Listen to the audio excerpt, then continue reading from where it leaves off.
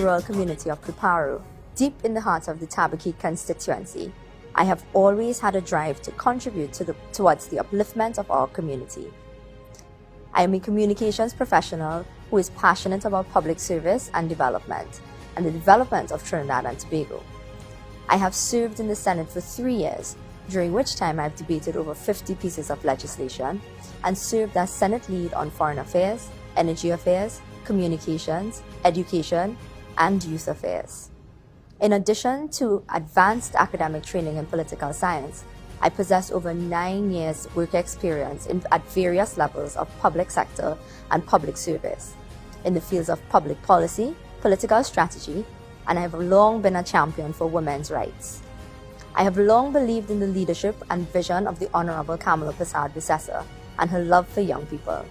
I have full confidence in the United National Congress's National Economic Transformation Plan and its expected result of 50,000 jobs by 2025. As your Member of Parliament, I will focus on increased financial and technological support for small and large-scale farmers, as well as upgrading all of our major infrastructure, such as our roads and bridges. Now is the time for a better Trinidad and Tobago.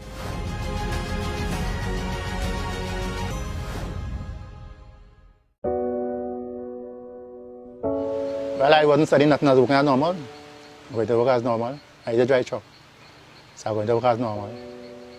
Until this started to occur, I started, go for treatment and things. When I see burst out, I went doctor to find out and they say it's cancer. Disability, nice. I wasn't expecting this. I wasn't expecting nothing, in fact. I was expecting to work as normal, live a whole life. You know what I mean? My whole life I was a PNM. Growing up from small now, parents tell you PNM. Well, you didn't run when you're young, it's nothing well, and why PNM and this and that. See that border across there? I had it for about 2 years across there, Well, I had my foot on thing now, so I dig it out was the power bridge, But I didn't get around to the power bridge, and she came around and she realized what was going on with me and things, and she said, well, nah. To cross there wasn't easy, I was not swallowing, I was swallowing in a drain there. To cross them board with the scratches. And she said, nah, we'll fix the bridge for you, so you get to walk across, But I said, well, I'll be thankful, real thankful. For PNM, that PNM members around here, and they was only watching across that bridge. They never asked me, how you just make it across there, boy? You understand? You never stop and say, oh, you just make it across that bridge, boy? Let me do something for you now, you know what I mean? Nothing like that. So you tell me, boy, they're easy. They're easy at all. They're not easy. They're not easy like to be disability.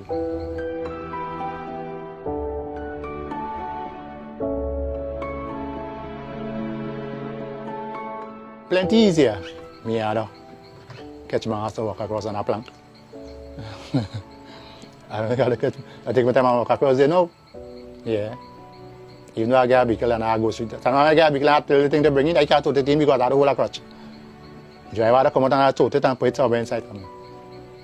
Now I have to walk across there. I could totally go through easy, my hold my two and come in. Yeah, I had to fight up to cross that bridge. Yeah, more in the water, that coming real good. The bridge coming real good for me.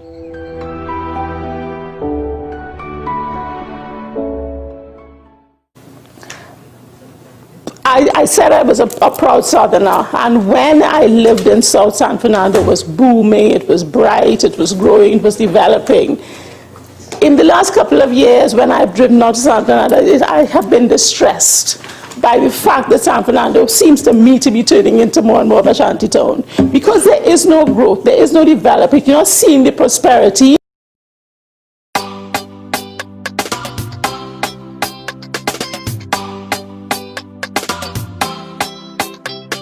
Make sure the talk is done now. Time to start back the work now. All the talk done, all the talk done. Work nation! Now is the time! No, the time is no. No, the time is no. Now is the time to vote them out. The time is no. Hey. What time it is? No. What time it is? No. What time it is? No. Now is the time for action. What time it is? What time it is? What time it is? Now is the time for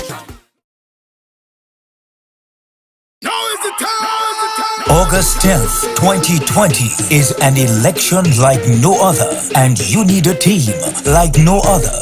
Hunt, Haynes, Ran, Badarat, Naked, Or, Tanku, Lee, Rambali, Garner, Lakis, Zakuru, Singh, Baird, Charles, Amin, Bodo, Charles, Walker, Munilal, Hussein, Hoyt, Benjamin, Ragbir, Ratiram, Stowe, Andrews, Indar Singh, Parry, Green, Sobers, Mohit, Obika, Roberts, Williams, David, John. Vote for the candidate and a leader you can trust. Kamla Prasad Bisesa. Election day when you stay in your hand, it's for the UNC and the rising sun, sun, sun, sun. What time it is? What time it is? The United National Congress. Why wait? Now is the time.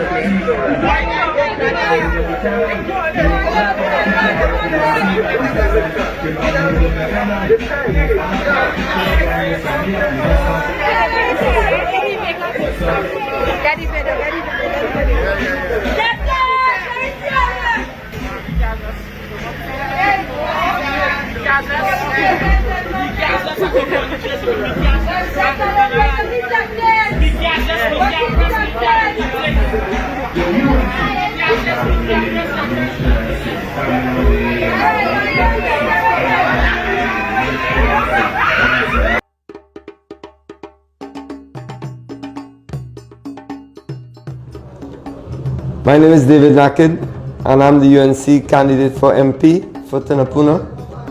And it has been a fantastic experience until now, and we look forward every day to improving the lives of the people of our constituency. One of the things that I find tremendous joy in is walking through the constituency and getting to know the people across the political divide, whether they be for any party. I like to hear their concerns. My name is Donnie Goodrich. I'm from the constituency of Tunapuna. It has been 19 days. Our Tunapuna candidate, Mr. David Naked, has been on the ground, touching the lives of our immigrant residents. Come out and put your X by the rising sun. Vote UNC. Tunapuna has real potential for growth and development. It must be taken forward. Now is the time for something different. Join me, and together we will make that difference. On August 10th, rise early, say your prayers, and go out and vote for me, David Naked, and the United National Congress. Thank you. Hey! UNC Massive! Hey! Dinesh, we coming now and we voting for you. We voting for you. We voting for you. We coming now and we voting for you. We voting for you. We voting for you. Show me your voting finger, finger. Show me your voting finger. Show me your voting finger, finger. Show me your voting finger. Dinesh, Shabana West. He is the best. There's no contest. Dinesh, we coming down 10,000 strong. Voting as one.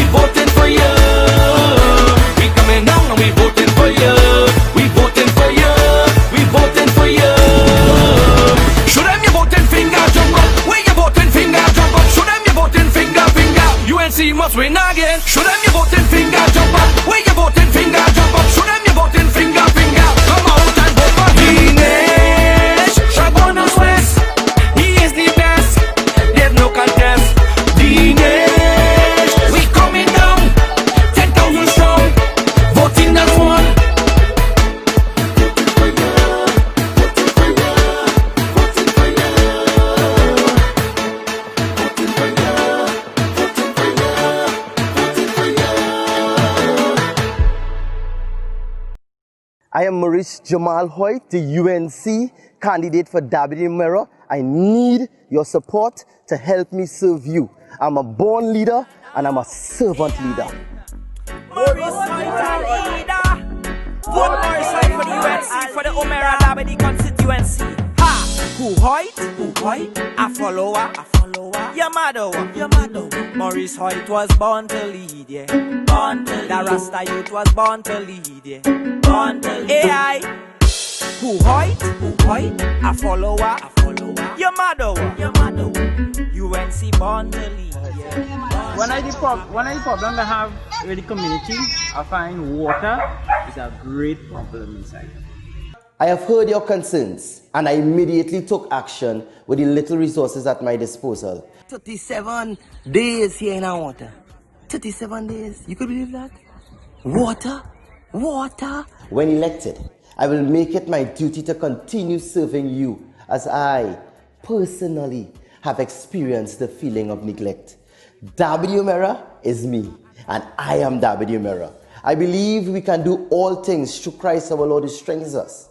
We will get to it, we will get with it, and we will get through it together. I love you, W Mera. I love you, W Mera. I love you, W Mera. On August 10th, vote Maurice Jamal Hoyt for W Mera, and let's get TNT working again. We are very intense people and we have a lot of ground to cover. This is the second largest constituency in the country. So I want to win.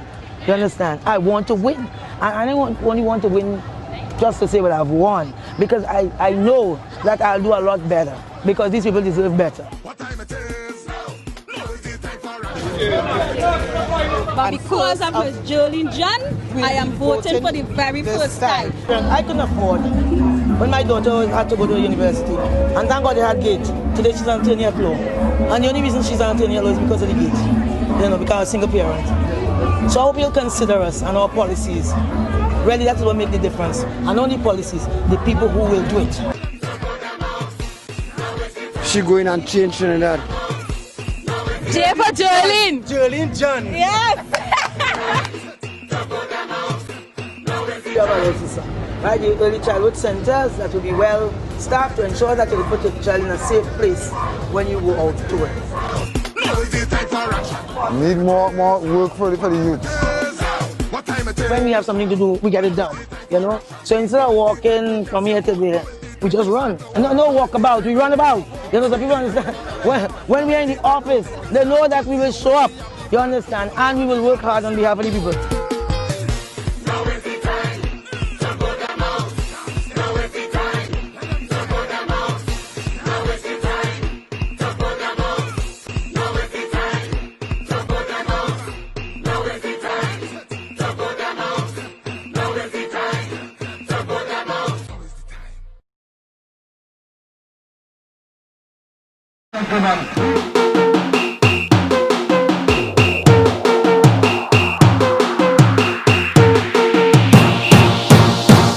We are in Grand River, the hometown of our candidate for Toko Sandy Grande, Ms. Nabila Green. And the reception here is fantastic.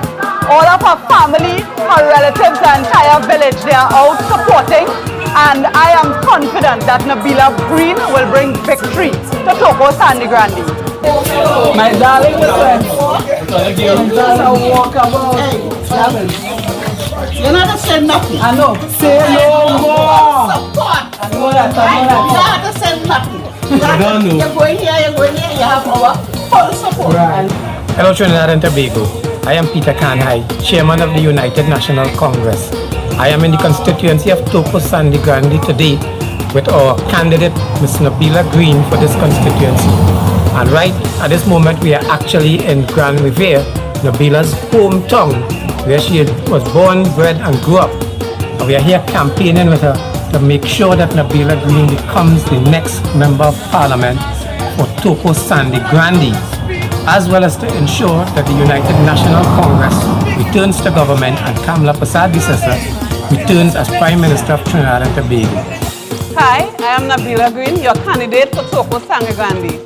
Presently, I'm in my hometown, Grand River, with my UNC family, accompanied by biological family. We are on the ground, we're working hard, we're going from house to house, reminding of my villagers rather, of how important it is to come out and vote for election day for the representation that we desperately need. Now is the time for proper representation. Now is the time to make sure and be registered. Now is the time where 50,000 jobs will be available if you come out and vote. Now is also the time for secondary school children to have access to laptops. Now is the time. Now is time to vote for Nabila Green.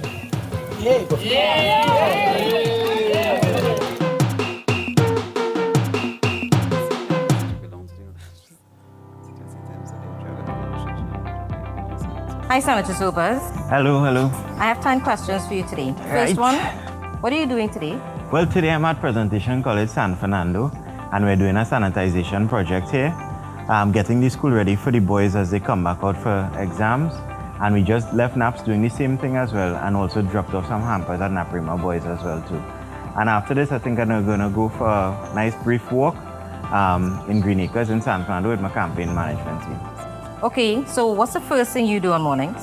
First thing I do, get up, say my prayers, kneel down and say my prayers, very important, and then make breakfast for my wife and daughter, and head out and take a proper sweat in the gym. So tell me, why should I come out and vote in this election? This election is the mother of all elections, and we in the UNC intend to create 50,000 jobs for the people of Trinidad and Tobago in an effort to get Trinidad and Tobago properly working again. We intend to put money back into the pockets of the people of this country by lowering income taxes so they have more spending power when they go out there onto the streets of Trinidad. But let's talk about food. Curry or pilau? Curry lao. Yes, I know it might sound very unique and weird, but it is the most amazing thing you'll eat. I have a partner out there in St. Joseph who does the best curry lao. It's a combination of pilau and curry sauce. Amazing to die for. Nico, you know what I'm talking about. So tell me, what are you looking forward to post-COVID? Gatherings with family members and friends. I miss those gatherings, and I would love to have those gatherings again with no restrictions of 5 or 10 persons. What are your plans for here in San Fernando? Well, as I mentioned, we have a plan for the country to create 50,000 jobs. 5,000 to 7,000 of those jobs will be right here in San Fernando. And it's our way of trying to get the people of San Fernando working again. So we established that you like to go to the gym, but how much can you really bench press? Well, the most I've ever done was about 505 pounds. But on any given day, I could crank out about 10 reps with 375 pounds. So when you're out campaigning, what are people telling you? People want change and they want more access. More access to their representatives, more access to their members of parliament. And I have started by doing that by giving out my personal cell phone number to all persons whilst I'm on my walkabouts. And if you don't have it, here it is, 767-8600. Call or WhatsApp at any point in time. So I heard you can cook. When was the last time you cooked dinner for your wife? Last week, Saturday, barbecue under the stars. A perfect end to Saturday evening. What's the first thing you're going to do when you win San Fernando West? The very first thing will be to tell people thank you. And then right after that, get onto the ground and start working. In the theme of Martin Luther King, the urgency of now. Now is the time to get active. Now is the time to get working again. Now is the time that we're going to generate so much energy to get San Fernando West and the rest of this country on a proper path to productivity and working again. Thank you, Senator Sobers. Of course, no problem. Bye.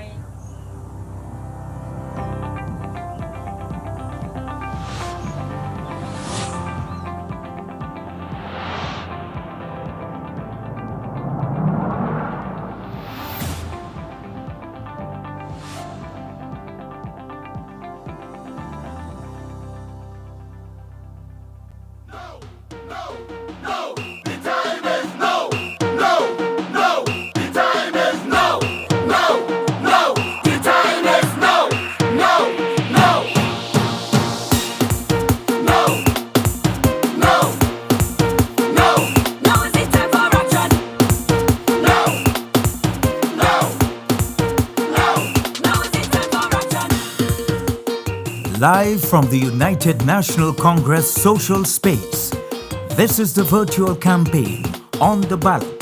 Tonight, social justice is on the ballot. Sustainable jobs is on the ballot. Integrity is on the ballot. Truth is on the ballot. On the ballot, the time is now. We now have the national anthem of Trinidad and Tobago, followed by a prayer with Senator Anita Haynes.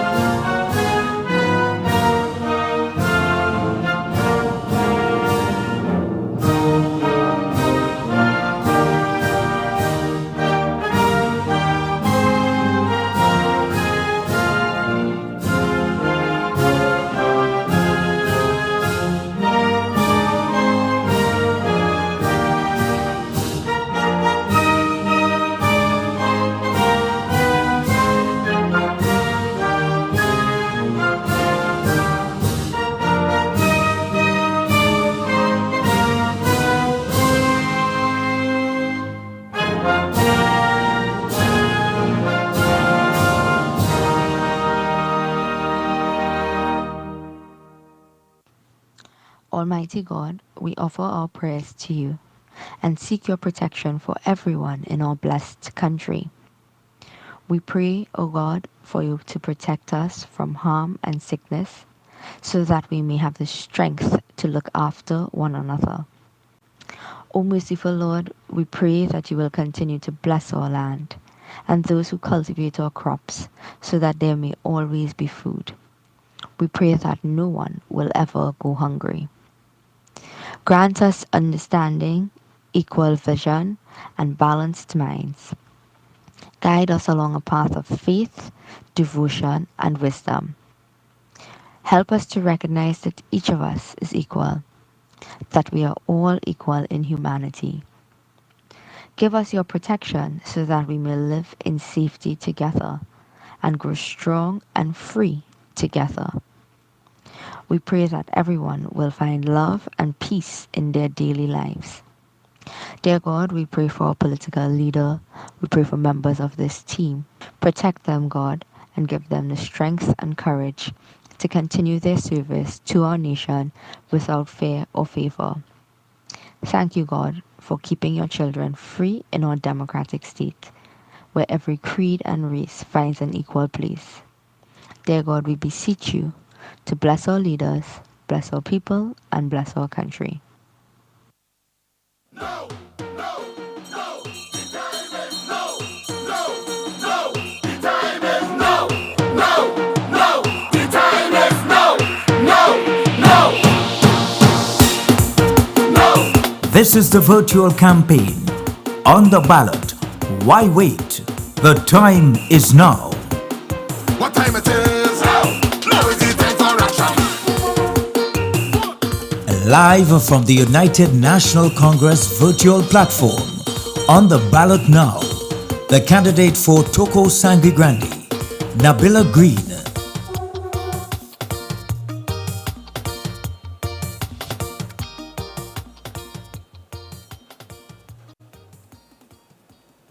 Good evening to my political leader, Mistress Kamala Prasad Bissetta, Deputy Political Leader Jolene John, Deputy Political Leader Khadija Amin, and all the other candidates for the United National Congress, online viewers, and all those who are present. A special good afternoon to you. Citizens of Trinidad and Tobago, I am Nabila Green. I consider myself strong, resilient, determined, and committed to serving the constituents of Toko Sangre Grande and by extension, the people of Trinidad and Tobago. I want to be a voice for women, women of all different and difficult backgrounds. I want to be a voice for the disenfranchised and abused in society, and a voice for those who dream. I want to be a voice for women who are victims but treated as villains. I want to be that voice. I want to welcome you into the SAFE Act, the Noah's Act, the United National Congress, a safe act for women who do not have a voice. For one day, soon, the sun will rise and the darkness of crime, corruption, abuse, and neglect will be dispersed. It will be so satisfying, so gratifying to see Toko Sangre Grande finally liberated from the chains of neglect, disregard, and mamagai, to be rescued from this cult and to embrace a new culture, I invite you to rise with us, and this dream will be realized on August 10th. We are confident that the United National Congress will form the new government. Toko Sangre Grande, I appeal to your better judgment. Ignore the quick fix approaches intended to soothe for a month or two, but usually leave you on a high and a dry for a long time. Let's band together and on August 10th, vote for a better quality of life, for production of better citizens, protection of life and property, and promotion for our nation to develop, to be a developed country in this status. As you can appreciate, we belong to one of the largest constituencies in the term of geographical layout, and it will be more reasonable to address my developmental plans for us in 4 sections we have identified for this purpose. Firstly, for the homies from Matura to Matlot, the neglect we feel is so real that some may feel hopeless, but do not worry. You won't be sorry that you gave yourself this chance. Ecotourism is a big deal for us because of the natural beauty and the natural resources which abound, from the presence of the leatherback to the picturesque beaches to the abundance of flora and fauna. We have the potential to earn lots of foreign exchange to the hospitality industry and a host of other related opportunities. However, the entire road is an insult to our visitors and us. I will ensure that we have first-class roads that we can be proud of, we can all be proud of. Every fishing depot and facility in every village is in a state of disregard and disrepair, which cause hardship and problems for hard-working fishermen. I am determined to give our fishermen and women the dignity they deserve and upgraded facilities. In addition, our young athletes have nowhere to train. School children face the hardship of traveling to as far as Malabar to train for 2 hours, spending over 5 hours on the road. This is unacceptable. And our aim is to have our sporting and training facility to give our youth a fair chance to compete. Our farmers will be given incentives to once again feel motivated and confident to plant their own crops, knowing that agriculture will be the front burner of our new government's agenda. And don't forget, the plague of regular power outages will be history. Now is the time. Vega the Oropuch, I have heard your cries for better infrastructure throughout the entire community. Your cries have been falling on deaf ears for a very long time. Your problems will be solved. There are many hard-working farmers who want to do more, but this is your chance. Vote for your candidate, Nabila Green, and Vega will never be the same. Vega is only a few kilometers from Sangre Grande, but treated as if they're in the middle of nowhere. I can assure you that the new Vega markets will attract customers from all over this country and will give farmers more reason to continue to provide food to this country. The flooding problem, which many think cannot be resolved, can be fixed by competent engineering procedures, the finance, and the will to get it done. I can assure you it can be done and it will be done. This will give our residents more hope and scope for affordable, secure housing development in this area. In the town of Sangre Grande, for too long we have been treated like an abused, neglected child. Sangre Grande must rise. Under the rising sun, the light of industrial development will shine on us. An industrial estate will be established to play a vital role in the region, and the country's economy, creating jobs and products, will be boosted, and our importance and our quality of life also will be boosted. The ripple effect will be great for business and heavy investments for the region. These developments will attract developers and investors to the region. We will aim to provide housing developments in the town of Sangre Grande, which will give every qualified resident a chance to own their own home, right here in their beloved hometown. In Valencia, a town with the potential to become so prominent and so ripe for development, but overlooked by previous local and central administrations. Now is the time. Now is the time to establish a life skill center where our people can be empowered to become independent, useful, contributing citizens of our beloved country. Farmers will be equipped with incentives to produce food and livestock on a scale that we have never seen before. This is crucial because we aim to reduce our country's food import bill. Now is the time to get our country working again, and Valencia, you can make that difference by contributing in this regard. Everywhere I've walked in Valencia, I have seen the poor condition of the roads, the drains, the poverty, the lack of opportunity. The squatting issues will be even settled. Even though we don't subscribe to the philosophy of our folks living on handouts, social programs will be intensified to reach the needs of the less fortunate. An infrastructural and development overhaul is coming to Valencia. A social and economic refreshing is in the pipeline for Valencia.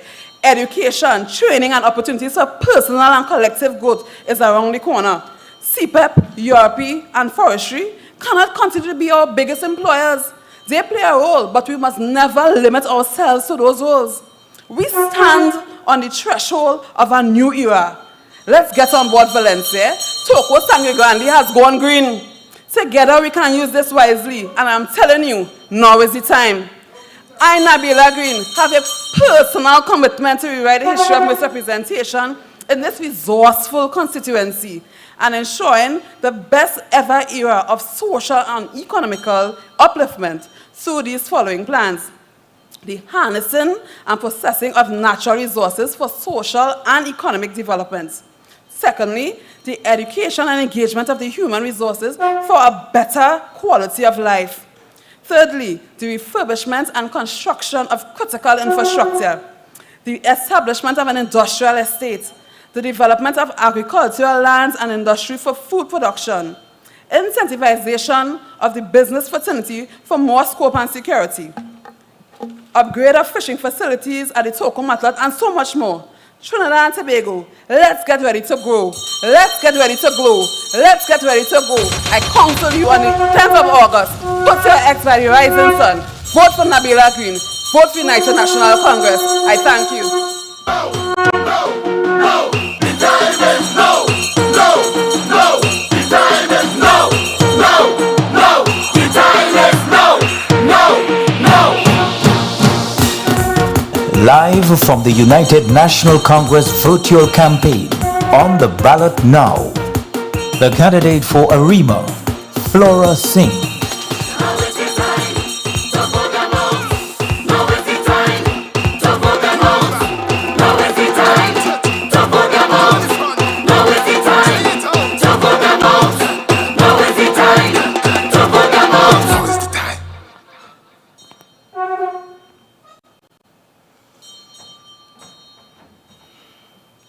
My political leader, the next Prime Minister of Trinidad and Tobago, Kamla Persad Bissessa, Deputy Political Leader, Jolene John, Deputy Political Leader, Khadija Amin, my fellow candidates, viewing and listening audience, and especially my constituents of Arima constituency, greetings.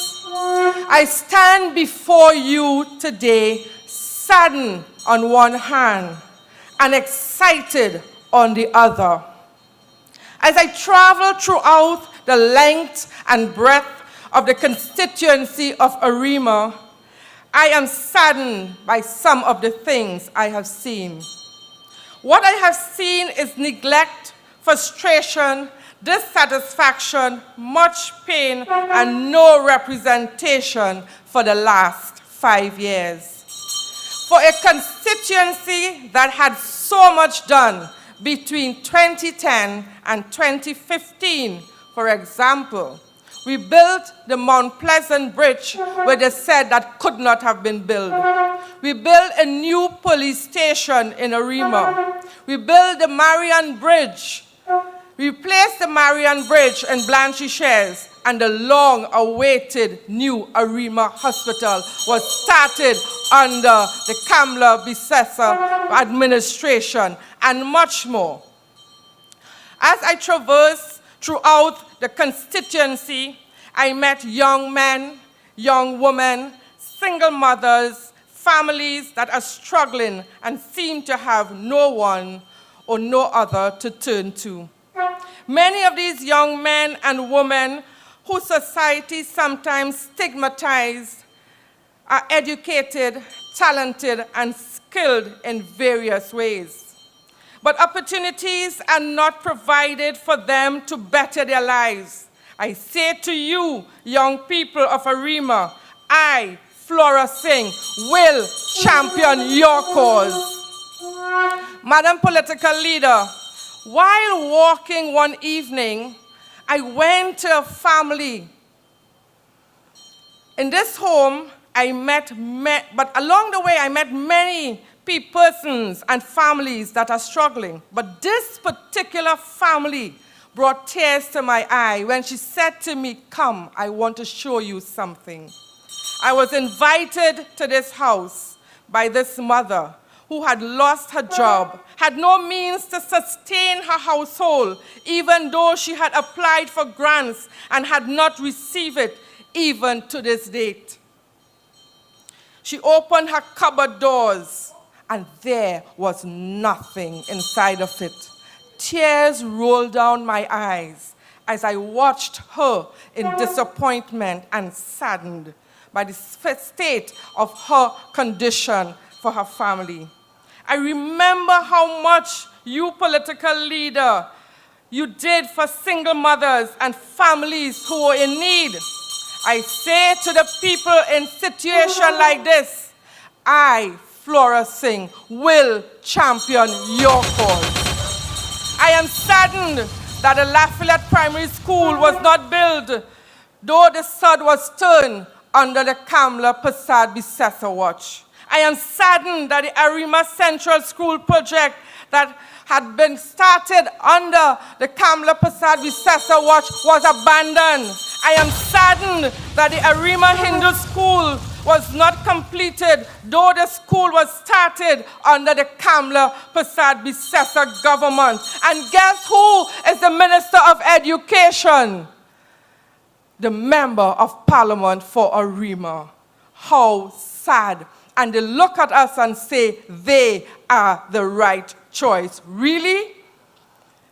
But I want to say to you, the UNC is the choice in this election coming. I want to say to you, the people of Arima, make the right choice. And the right choice is the wise choice to choose to vote under the umbrella of the UNC government. To all these neglected schools in Arima, I want to say to you, I, Flora Singh, will champion your cause. To the young people of Jonestown, Calvary, Pinto, Trainline, Matarita, Lafayette, Monlacqua, Paria, and to the many others I have met along the way, I want to say to you tonight, as your MP, I will champion your cause.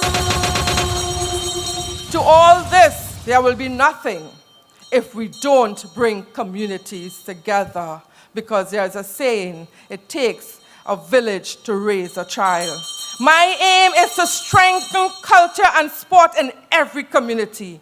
And as we do so together, with all the national plans that a UNC government will put in place, I can assure you, under my watch, Arima will be a better place. I, Flora Singh, will be a representative for all the people of Arima. My endeavor is to empower all constituents through policies and mechanisms based on consultation to make Arima an economic hub of the East-West corridor. Remember, the wise choice on August 10th is to vote for Flora. Now is the time. And now you want to know why I'm excited? I am excited because under the Kamla Prasad government, development will happen again in Arima. I want to say to you, we put people first, and now is the time. May God bless you. May God bless our nation. Thank you. No, the time is no, the time is no, the time is no.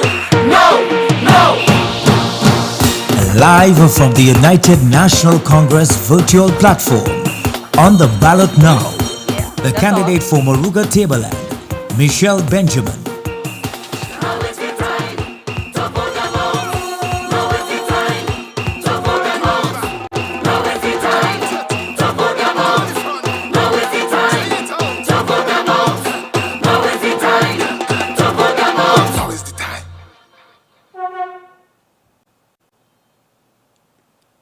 Good night to the honorable political leader of the United National Congress and the next Prime Minister of Trinidad and Tobago, my fellow candidates. Good night, my UNC family and friends, and a special good night to my constituency, Murga Tablan. Before I start on my contribution, let me say this. I do not have the luxury of a full-page ad in the papers. I do not have money to buy the airtime on radio and all the TV spots. But let me use this forum to send a loud and clear message to Keith Rowley and the PNM on behalf of the people of Murga Tablan. And that message is, we the people of Murga Tablan will no longer be insulted anymore by the PNM and the Rowley government. Let me explain why I say this. A few weeks ago, Rowley and his sidekick, Gypsy, rushed down to Sobrati Trace Mosque in Kunjal and demanded a meeting with my Muslim brothers. After that meeting with the Muslim brothers, he said he committed a cemetery. They brought a document which they said was an MOU to give the lands to the Muslim brothers. Do you know that they left behind nothing? It was all a show. Come on, we will no longer be insulted. The corporate secretary of the PTRC took back the signed document. Such is the desperation of the Keith Rowley and his desperate sidekick, Gypsy. They will do anything to fool the people of Murga Tablan. But tonight I tell you, no more. Tonight I tell you, enough is enough. We will not be fooled. The man who cannot be found for questioning wants to talk, Mr. Gypsy. He needs to be found for questioning. He refuses to answer the media. So I advise the media, ask his leader, ask them the questions. Let him come clean. Let him come clear. Let him clear his name. Please give that man an opportunity to tell the people of Murga where the mattress gone.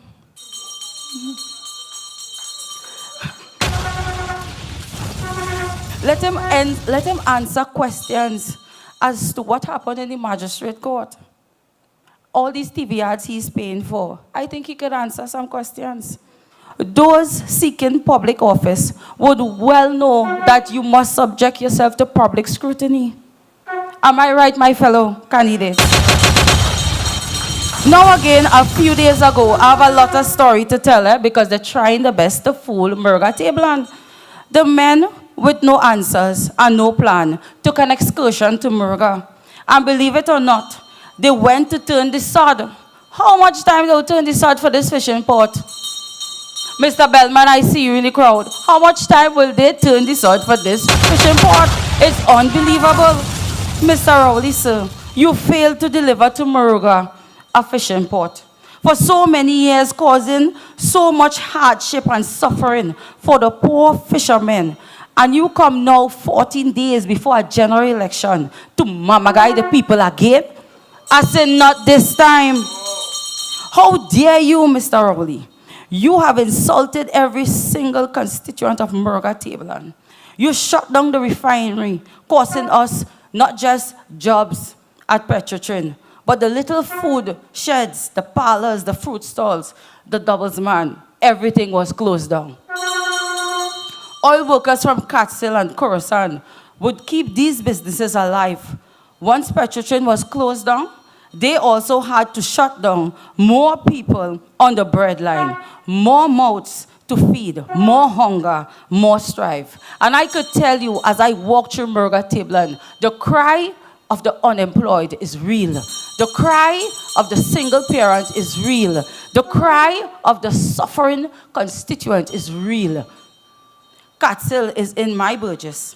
I know well what I speak of, and Rowley and his best friends would also know well, because this is where the $100 million of fake oil came from. And it is so sad. If you take a drive through St. Mary's today, you will never believe that $100 million came out of Saunders Trace. We have nothing to show for that. I said, not this time.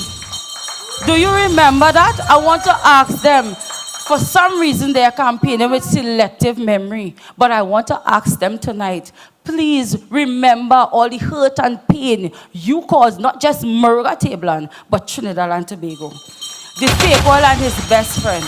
Again, answer the questions, what happened to the case of the fake oil? We want to know before August the 10th. Let me know now. Was that really the reason that Petrotrain was shut down? Where the thousands were placed on the breadline just to save Rowley Bestie? Come and save the hungry people of Murga Tablan and Trinidad and Tobago. I could tell you, because when I put myself forward to represent my brothers and sisters, I come from the belly of Murga Tablan. So when I speak on their behalf. I could tell you where the cave lands are. I could tell you where my brothers and sisters are seated on the block because there is nothing to do. I could tell you this. Please, Mr. Rowley, stop playing games with people's lives. Stop politicking in this low and demeaning manner. The people of Murga Tablan will never forgive you. We are not a third-class citizens. We will not accept rejected ideas and persons. And you know who I'm talking about. We are a strong, proud, united family. Murga Tablan is a family. When one is in need, we bind together. And when you touch one, you touch all. The people of Murga Tablan have already rejected your last MP. And come August the 10th, 2020, they will reject your PNM government. The hope for the area of Murga Tablan resides with the UNC and our visionary leader, Mrs. Kamla Basard-Bissessa. We have already identified as significant areas of concern for immediate treatment. A new UNC government commits to our UNC Plan 2020. Lower corporate and personal taxes. We will create 50,000 jobs as preached by my political leader. And guess what? We bring in 3,000 of those jobs in the first year to Murga Tablan. Laptops for our children. As I walk through the constituency, will hear me, the children them have homework to do. And we have nothing to do it on. You took away their laptops. But myself and my political leader, we will bring them back. Infrastructural and development, roads and drainage and bridges that your government neglected. And I could call a list from Tablan to Lengua, Sadat Road. And the list goes on and on and on. Because for some reason, I think the PNM government does forget Murga Tablan. And all of this come to do is Mama Guy. Development and infrastructure, although open my shell in Saunders Straits, I want to call it a processing plant. But we will show you how we do it. Come, 2020. Water in the taps. The suffering is real. From Marak, Laloon, Penal Rock Road, St. Mary's, Lengua, Indian Walk, Barrackpore. You could turn every tap and it dry. No online taxes. Kamla promised that. Explain gate. We explain why gate has been taken away. But we coming back to implement and expand. Land for the landless. While my young brothers and sisters try to build house and they don't have land, we know what it is and we will give them that opportunity to be a homeowner and to build their houses. And more is coming. Murga Tablan underneath the United National Congress. More is what you will get. A better quality of life is what you will get. This is true leadership from a leader and a party with a vision to better quality of lives for all our people. That leader is the Honorable Kamla Basard-Bissessa. And that government will be the new UNC government after August 10th. Among the fears and the intimidation and scare tactics that the Rowley PNM is trying to win this election in Murga Tablan, not one will work. So I am telling you, come August the 10th, vote Michelle Benjamin, vote Kamla Basard-Bissessa, and let the United National Congress take all the pain and suffering away. Thank you.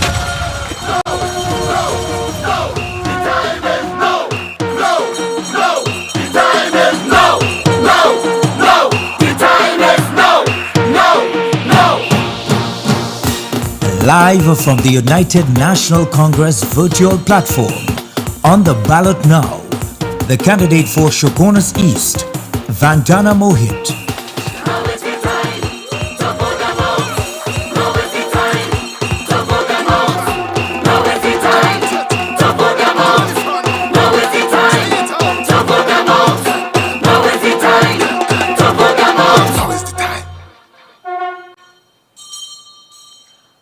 Honorable Political Leader, Mrs. Kamla Prasad Bisesa, my fellow winning candidates of the UNC, and to our viewing public, a very warm welcome and good evening to you. We are mere days away from a big change to take place in Trinidad and Tobago. That time is almost here, where you will be getting the most people-centered Prime Minister, Mrs. Kamla Prasad Bisesa. As your candidate for the constituency of Shogunas East, I am ready and prepared to continue to serve you to the best of my ability. My friends, if I am to speak of what I have done as mayor in 6 months, it will take up all of my time. I was born for this. Whilst growing up, I will watch Mrs. Bisesa on TV and never one day thought that I will serve under her leadership. It is always my pleasure to serve under her leadership because under her leadership, citizens benefited the most from governance. Today, being the youngest ever and female mayor of Shogunas, I can safely say that young people of this country have a voice and places which await us. Whilst many are happy for young persons to join in governance of a country, some seem to be envious of such. One such person seems to be my opponent in Shogunas East. To the young people who are following Clarence Rambrat, I want you to follow his statements. He is going on every media station claiming experience and maturity is on his side. I ask, Clarence, are you trying to say that society should be led by the experienced only? Well, boy, Clarence, I have less experience than you, and I did more than you ever did in your entire life. And trust me, the fight is real, eh? This Smalley is not a fly-by-night. And I am going to give you the worst election blows on August 10th. My opponent has been the candidate for Shogunas East since 2019. Ask him what he did for Shogunas East. He lost the entire constituency of Shogunas East in the local government elections. Mind you, he was the coordinator. Clarence, you claim you have the youth support. What have you done for the young people of Enterprise? You are in government. The Das Trace ECC Center and the Egypt Primary School were abandoned by your government, and you never did anything in the interest of the residents. 9-year-olds are sitting at home awaiting placements in school, but I will help them. The Enterprise Community Center, you all abandoned it. And on the eve of election, you ran to bring contractors to begin works. What have you all been doing all along? Yet you claim to have the support of young people. The youth of Shogunas East, I ask you, do not forget this wicked Rowley regime. On another note, Dr. Rowley came to Enterprise to share land tenure documents to the people of Enterprise. For years, these people cannot access social aid to fix their homes since they had no land tenure documents. You all denied these people assistance, and now you are running to give them documents to get their vote. Many persons are also telling me they are being promised land tenure documents. Trust me, they went to Elohim Road to promise the people. I brought them garbage collection. I fixed the agricultural road for them. Let me remind you, they never gave it to you before. So don't think they will give it to you now. They will keep it a promise because the lands known as Buddhist lands are not theirs. You cannot promise people what is not yours. The Rowley PNM government is trying very hard to win this election. The EBC must come clear. They came to me concerning Enterprise Government Primary School. Think about it. We ensured that it was up and running, getting the integrity report and all of that so voting can take place there. But mind you, polling stations are now being moved from proper school facilities to areas like a pan tent. I want to remind Shagona Sis that as a young female aged 29, and yes, I have age and energy on my side. Unlike PNM Shagona Sis, I know all of your issues, and your issues are mine. I have been walking the areas, beating the ground, and whilst I walk, I have been quickly attending to your issues raised with me. The pain of single mothers touches me most. I have already formulated single mother programs to allow them income earning opportunities via food strips at designated areas in Shogunas. I have supported youth in sport and curriculum through police youth clubs, steel band orchestras, football clubs, cricket clubs, and schools, just to ensure that they are in the right direction. I have supported mothers with rental, food, childcare, etc. during COVID-19 whilst they await this selfish government to give them grants. I have here with me hundreds of people in Shogunas who are awaiting COVID-19 relief grants forwarded to the Minister of Social Development. Many of these persons, most of these persons are still awaiting an acknowledgement. For the young people of Shogunas East, you will get your first state-of-the-art center completed under my tenure. The Kunupia Police Youth Club, which I have started with the support of the corporate citizens of Shogunas. I have met with state lands, requesting lands for the Shogunas Rural Technology Park to create employment by manufacturing and sale. I have a batch of documents which I've been writing to get assistance for the people of Shogunas for these facilities already. I have been working for you. I have also met with traffic management, proposing a plan to ensure that we ease the stress of residents in the midst of the continuous development in Shogunas East, an area where most of the country comes to shop.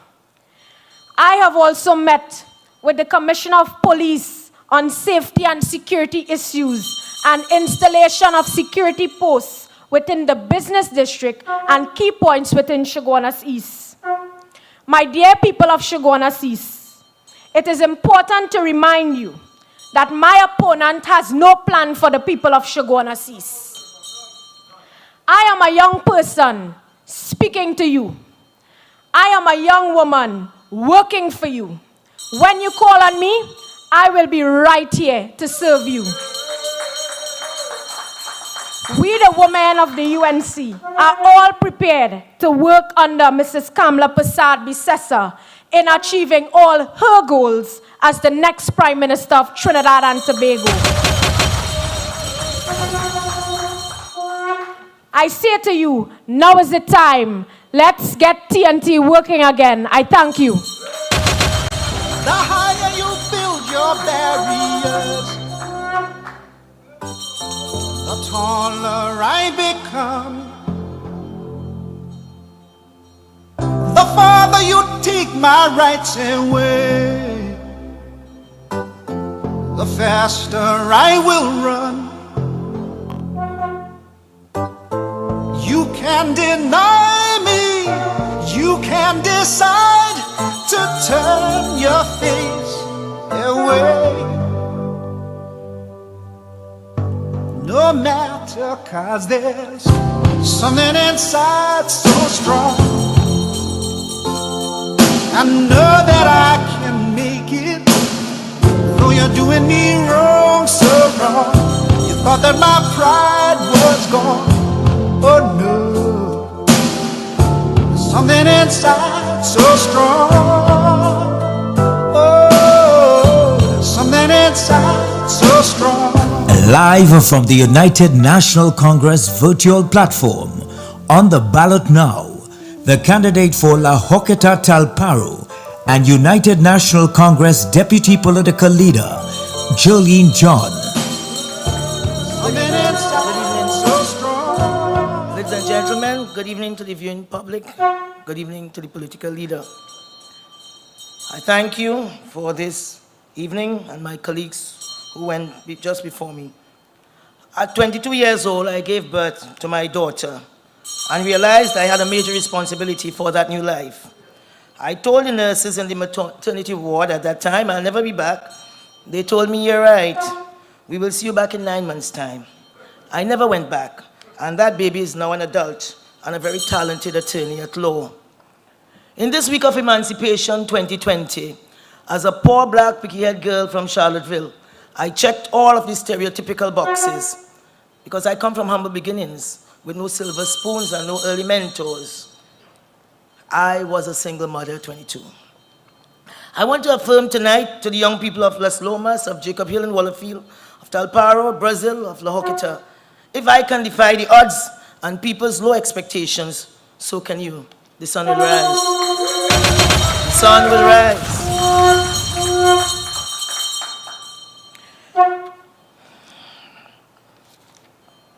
During the tenure of Kamla Persad Bissessa as Prime Minister, the HEC constructed over 8,000 houses, and as a consequence, was handing out 100 keys every single week. Upon her assumption of office as Housing Minister, then Minister Marlene MacDonald was asked by a reporter whether she'll continue handing out 100 keys per week, as was the then practice. Her response was, she said, that's foolishness and it has to stop. It stopped immediately. To the citizens whose only hope of ever having a place to call home is when you are allocated by the Housing Development Corporation, I'm assuring you that after August 10th, UNC government will again be allocating 100 keys per week, every single week. The sun will rise on the HDC again. You'll recall the repurposing of the admin building into a 216-bed tower of San Fernando Teaching Hospital. Kamla Persad Bissessa, again as Prime Minister, could not have stomached the people there lying in the corridors waiting 2 and 3 days for a bed. She asked me as chairman of UDCOT, I need to get this building repurposed within 18 months. In 18 months, that building was repurposed and had 216 beds, that tower, the bed tower. As chairman of UDCOT, I personally chaired the multiple sessions of consulting with residents for the mobilization and construction of the Arima and Point Forting Hospital. Today, Dr. Rowley claiming it as his signature achievement, but I leave him in peace. What you do with someone who are about to lose their prime ministership, you say dust to dust and ashes to ashes. It's all over. When I left UDCOT, plans were in an advanced state for the rebuilding of the Port of Spain Hospital complex. Rowley scaled back the building, the entire complex, and decided that they are going to refurbish something called the Central Block. To date, not one block, not one bag of cement, not a nail. Residents of Port of Spain East, Belmont, St. Anne's, Marval, Mova, etc. A change is going to come. A change is going to come. A UNC government will rebuild the Port of Spain General Hospital when we return to office on the evening of 10th August. This will create good paying jobs in East Port of Spain. Jobs for the short, medium and long term, and also exponentially improve the quality of care offered at that institution. Do not be distracted by the naysayers who want you to doubt that Michelle will mash up Gypsy down in her constituency. Do not doubt that. Maruga Tableland is gone. And I look at Michelle here tonight. I'm happy to see her. She looked unfazed, she looks unbothered, because Michelle is a very smart campaigner. I'm certain the pollsters had not spoken to Ruplal from Huda Drive in Las Lomas, where 20 households depend on a half-inch pipe to provide water to each household, drip by drip. They know a change is going to come. They know that the sun is going to rise. Did they speak to Isaiah, who yesterday told me he had visited my office to speak with me, and I was not there? I asked him, what is so urgent? He said, I have to go to court on the 7th of August. I said, why? He said, for attempted murder. I said, when? He said, 2 years ago when I was 17 years. Who goes with you? My mother and lawyer. He's now 19 years old. Spoonhead, as he's called, desperately needs a change. He needs the sun to rise on his young, misguided life. What about Sharon, who lives in phase 4? Her son Sean died in 2013. Jabari died in 2014. Sherwin died in 2017. All 3 of her sons dead in the prime of their life. She wants change. She said, Miss John, I want change. I want to move from here. And a young man named Corey, whom the Prime Minister will call a pest, came to see me to advocate on behalf of a lady by the name of Marva. Marva's lights was disconnected because she couldn't pay the bill at the time. When she eventually got the money, TNTech came and they said, you have to rewire. So they told her $5,000 to rewire this house. A contractor told her that. She got it. But when he started, he said, it will cost a little more. And he left the job. Marva has lived in darkness for the last 5 years because she did not have the little more. Corey, who under other circumstances would have called a pest, came to me and said, please, Miss John, do something. I went to see her, and then I asked someone I know. You see, I use my mouth to advocate. I don't know what the Prime Ministers do with the mouth, but I use my mouth to advocate. Now, that didn't come out quite right, but I use it to advocate on behalf of the poor, of the downtrodden. On Tuesday, I felt a tap on my shoulder, and it was Miss Marva standing, she's a very dignified lady. And she said, I came to thank you. I said, there's nothing to thank me for. On Saturday, when you get your connection back, I'm coming to dinner. You'll thank me then. So there was a small cost for the new galvanized, a small cost for the rewiring, a cost for painting. For Corey's compassion, there's no charge. You think the poster passed by Corey and by Miss Marva? He didn't pass. So he doesn't know what the ground is saying. We don't live in the air. We live on the ground with the people. So I recount this interaction because people are described as responders to polls, as voters. They are just your everyday people who in many cases are struggling to get by. Politics is about people. Politics is not only about votes. Votes represent the people, and we have to understand that. And as the leader have called us, she said, go out there and serve the people, serve the people, serve the people. So now in campaigning, I'll be scolded for no reason by residents who say, I only see you all at this time, and you never show up after. Sometimes it's tough to convince them that I'll be different, and that I will show up, that I work hard. We don't need the polls to tell us that the young people of Lahoketa Talparo have said they don't want CPEP. They want training. They want discipline. They want purpose. They want something to aspire to. They want change, and they want that change to come now. How would we have known that the young men liming on the corner loved agriculture? How would we have found out that they could work hard and in fact love working hard, that they are bright and they articulate? Rowley will not tell those young men and women what are his policies which will save and sustain their lives. How will he create jobs to ensure a life of sustainability? I drive along you drive along any of the road.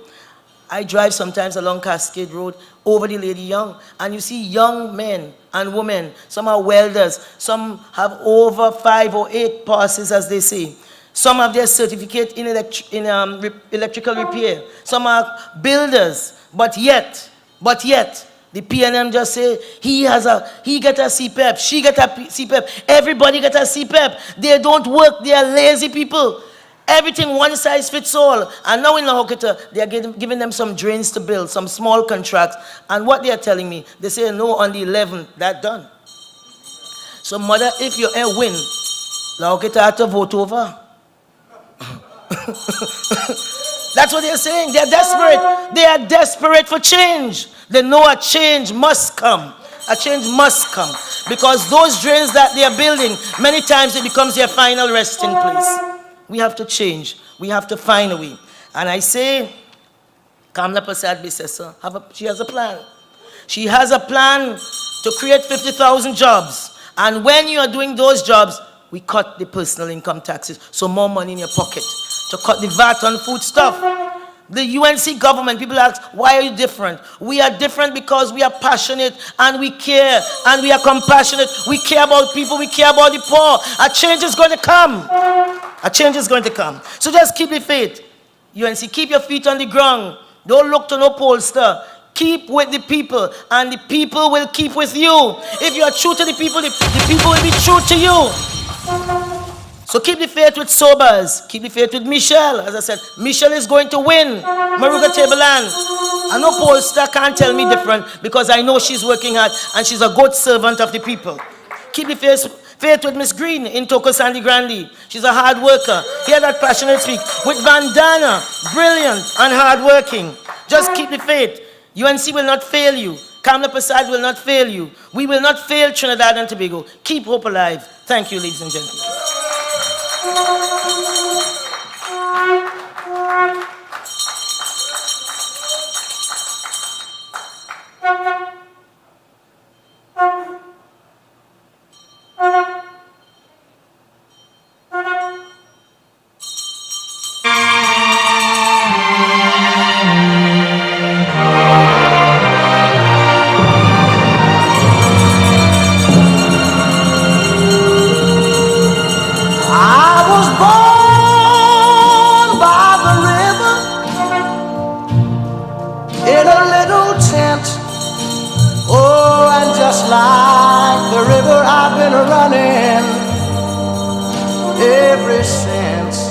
It's been a long time coming, but I know a change gonna come. Oh, yes it will. At a time when our country is in turmoil, many are crying out for leadership. As we face a crucial general election, she presents not just herself, but her years of experience and ideas to the nation. She's not alone. On her side is the strongest, smartest, and diverse team that's ready to lead a brighter tomorrow. Now is the time to get it right with the brightest candidates, a tested master plan, and most of all, a progressive political party, the United National Congress. It's with great honor to present to the nation and the thousands online, on air, and around the world, the clear choice for Prime Minister of Trinidad and Tobago. On the ballot now, Senior Counsel, Kamla Prasad Bisesa.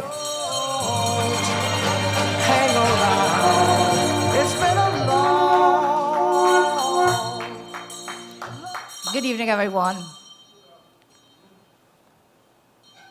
Trinidad and Tobago family, my UNC family. Are you ready? We are just 11 days away from saving Trinidad and Tobago. Come August 10th, the UNC will win the election and we will be ready to govern. Up to today, 11 days to go, the Raleigh government has not produced any plan about how they will govern Trinidad and Tobago. We know how they governed for the past 5 years, totally incompetent, causing what I call sufferation in this land, and they have not a plan. I have presented to the country this document, a National Economic Transformation Master Plan. I did this since last October. In my budget response, I told the nation, and we have it up on our UNCplan2020.com. It's there. Since then, we have been modifying this plan because from then to now, COVID has intervened. And I want to let you know that come August 11th, we will be ready because we already have of Budget Statement 2021. We have prepared a draft Budget Statement 2021. So we will hit the ground running. We'll be ready to govern, to transform these plans, to make them a reality, to get Trinidad and Tobago working again. Let's vote them out so we can get TNT working again. So my friends, you know, I'm here with you. I miss you all so very much. I wish we could be, as we usually are, meeting and greeting, where we see so many young children waving their flags, you know, the food vendors outside, of course, bellman ringing the bell, you know, in the real world. But we are in an unreal world, and so we have to adapt to the new normal as we come out of COVID, all the restrictions that we are. There is only one choice in this election. Eh? That choice is very clear. There is only one choice, and the UNC is the only choice. Only choice. We need a team to get our country working again. And the best option, the only political party in all these parties that have been mushrooming and existing, the only party that has a plan is the UNC. Only party with a plan. Only party. And so we have to prepare for a post-Rowley Trinidad and Tobago. And we have been doing that. Our opponents have continued what they started before the 2015 election. They have continued it. What? Blame Kamala. Blame Kamala. And when you're tired doing that, blame Kamala again. That has been their narrative. They have not been able to point to name one single achievement to talk about. But now you're trying to convince people that you managed well, you managed COVID well, you managed a health crisis well. You cannot point to one achievement. And when you point to one, as Jerry and John just told you, those were projects by the United National Congress together with our partners in government. So, they want you to forget about the pain of the last 5 years. They want you to stay focused on COVID and the lockdown and all the restrictions. They want you to live in a country where there is only fear. The only thing that they bring is fear, F-E-A-R. They want to make you fearful. They want to make you afraid. They cannot uplift us. They cannot give us hope. So we must vote them out on August 10th. We are living in unprecedented times, but not enough is being done to keep people employed, to earn incomes. Nothing is being done to ensure our economy can recover. Remember, they have almost 5 years of incompetence, no plan, no ideas from this Rowley government. 11 days away from an election, and the sitting government, the Rowley government, is yet to present a plan. What do they expect you to vote on? Do you think that their insults and their lies and blame of me will get them votes? No, they will not. We will vote them out for incompetence. We will vote them out. They'll be coming to blame everything, as they've been doing. They destroyed the economy. All the good work we did in the partnership government I led, they have destroyed all of that. How can you believe that this government, when they say they will take this nation out of COVID, when the reality is that the Rowley government crashed the country long before COVID? So if you could not govern before COVID, you cannot govern during COVID, you cannot govern after COVID. It will take a UNC government to make this country back onto a pathway of growth, development, and to get people working again. It will take a UNC government. So, I'm asking you, never ever forget. Never ever forget what they've done in the last 5 years to the people of this land, what they've done to this nation, they've done to our country. Never ever ever forget that. We must never forgive the Rowley government for the 65,000 jobs that were lost before COVID. We must never forgive them for that 65,000 jobs lost before COVID. And we must never forgive them for the jobs, thousands now, over 100,000 lost during COVID. We must never forgive them for that. And so we must remember that this Rowley government destroyed the very essence of our nation, the very soul of our nation before COVID. Before COVID. And how did they do that? Through their incompetence, through their laziness, arrogance.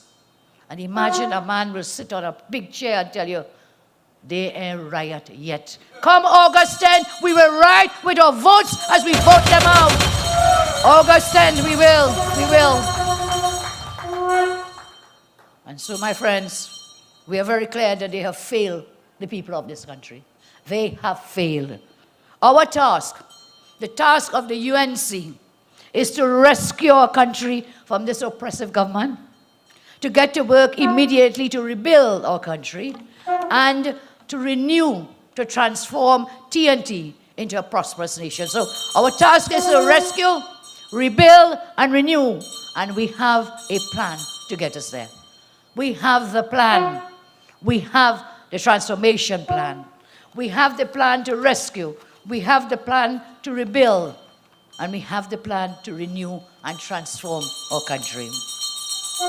Unlike this government, we have been hard at work developing those plans to take us forward. And we will work, as I say, to restore and protect the economic and social pillars of our nation. Not only has the Rowley regime failed to diversify and expand on our economic framework, they have broken and destroyed the existing components of our nation. Under this regime, as an example, we have seen total chaos throughout the energy sector. 9 plants have shut down in Point Lisas. 9, you know. And that had nothing to do with COVID. That had to do with Rowley and his incompetence. Nothing to do with COVID. And when these plants shut down, it's not closing a door, you know. It's people losing their jobs. Every time one closes, job loss. And then the family suffers. Families are suffering in this country. And the job losses are continuing. They have not one plan to tell us how to take the country forward. Compare that now to the energy sector when we were there.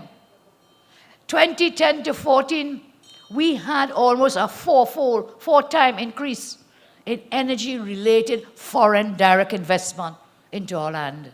From US 549 million, 2010, 549 million US. Up to 2014, our last full year, we had FDI of US $1.9 billion. $1.9 billion. So when it is people today, the businesses are crying out, they do not have foreign exchange, it is because you're closing these plants. These plants would have sold products abroad. You would have got foreign exchange. And of course, they would be so investor-friendly. So investor-friendly that we attracted $1.9 billion in foreign direct investment. Again, creating the forex that is needed to keep the country running. So businesses now are crying and suffering lack of foreign exchange. Why? Shut down 9 plants. Fire workers, send them home. Send them home. No foreign direct investment. I continue with the energy sector, the comparisons. 2012 to 2014, 9 deep water production sharing contracts were awarded. And you know what that resulted in? Over US $1 billion in investment by BHP. $1 billion US. And it's on this, in this project that we did, this is the basis of the boasting by Rowley about deep water exploration happening at the moment. All of that happened under my watch. 9 deep water production sharing contracts, resulting in over US $1 billion. Again, during my watch, Galeota, the port down at Galeota, we completed phase 1, US $80 million. And I commit tonight, as I have done before, that we will complete phase 2 at the Galeota port, energy port. And you know why? We can make that port a regional energy logistics hub. Look at that. Suriname is going out in oil and gas. Guyana is shooting up into the skies. I just wish they would get the results done with. We may have an election and we get the results before they even finish theirs, months later. So let us pray that doesn't happen here. And I pause to segue away for a bit. By the way, I am very, very disturbed and concerned about the behavior of Rowley and his government when it comes to the issue of the international observers. I'm exceedingly worried because he knew what he had to do. He was in London for the last Shogam in 2018 when the observer group and the Commonwealth put out the new guidelines indicating that they will pay for everything. The cost will be borne by the Secretariat and not by the host government. But there was a process. And everybody in this country knew 2020 was an election year. So you don't wait till you call the date then to look for them. The process agreed to in London at the Shogam was that you'll give us a few months' notice that you're expecting an election. Every child in this country knows 2020 was an election year. How come Rowley didn't know that? How come Rowley didn't know that? So don't believe he didn't know. All of this is devised to prevent proper observations on election day by the international community. So you knew that. You could have written to the Commonwealth observers and others, the OS and all these others, Carter Center, etc. They're willing and able to come, but it's only the government can invite him. People say, well, Kamala, why don't you do it? We cannot. That is the protocol. That is how it operates. So I am very worried. I do not think it is by chance. I do not think it is by accident. I believe it is deliberate on their part not to have the observers here. And therefore, what it means for us, we have to be exceedingly, eternally vigilant with every aspect of the voting process. When it starts with the special voters starting on Monday, I believe, starting from then or even before then, we have to put our systems and machinery into place because no one else will do it for us. Their job is not to help us win. Their job is to make sure we lose. Our job is to make sure that the UNC wins so we can save Trinidad and Tobago. That's our job. So I call on all UNC activists and supporters, get yourself together and hit the road starting from Monday with respect to election machinery. Special voters Monday and continuing right down and until we get the main voters, all the other voters. So yes, you're campaigning and we are campaigning, but put the election machinery in place and be eternally vigilant. That is how we will go forward. So I've talked about the Galeota port and our plans there. Again, talking in the energy sector. In 2013, under my watch, NGC acquired assets in Angostura oil and gas field valued around US $500 million. In 2014, BP Juniper, US $2.1 billion was approved for that Juniper project. This is the largest single investment in the oil and gas industry ever. US $2.1 billion under my watch. 2014, 3 onshore licenses for exploration valued at US $55 million investment could result in a possible expenditure of US $945 million. We awarded these contracts under my watch. Again, this is bringing in investment, bringing in foreign exchange. In 2015, Mitsubishi CGCL methanol plant brought in $967 million investment.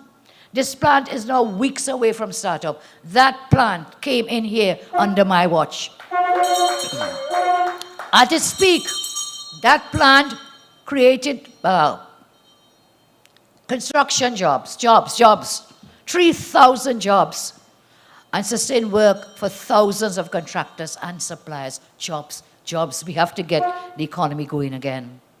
In 2013, under my leadership, NGC recorded the highest post-tax profit ever recorded by a TNT company.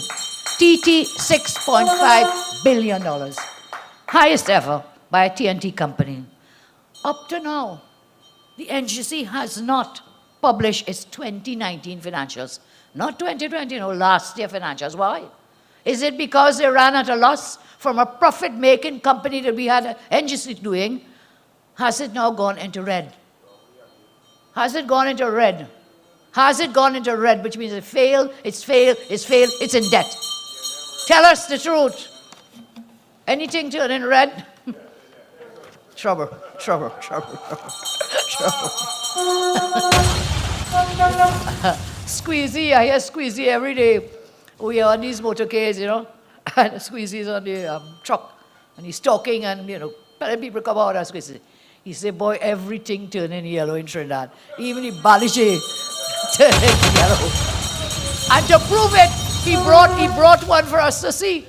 He brought one for us to see that even the Baliche turning yellow. Well, listen, I've been up and down over the last several weeks, all over, campaigning and so on. I can tell you safely, the whole of TNT has gone yellow. The whole of TNT has gone yellow.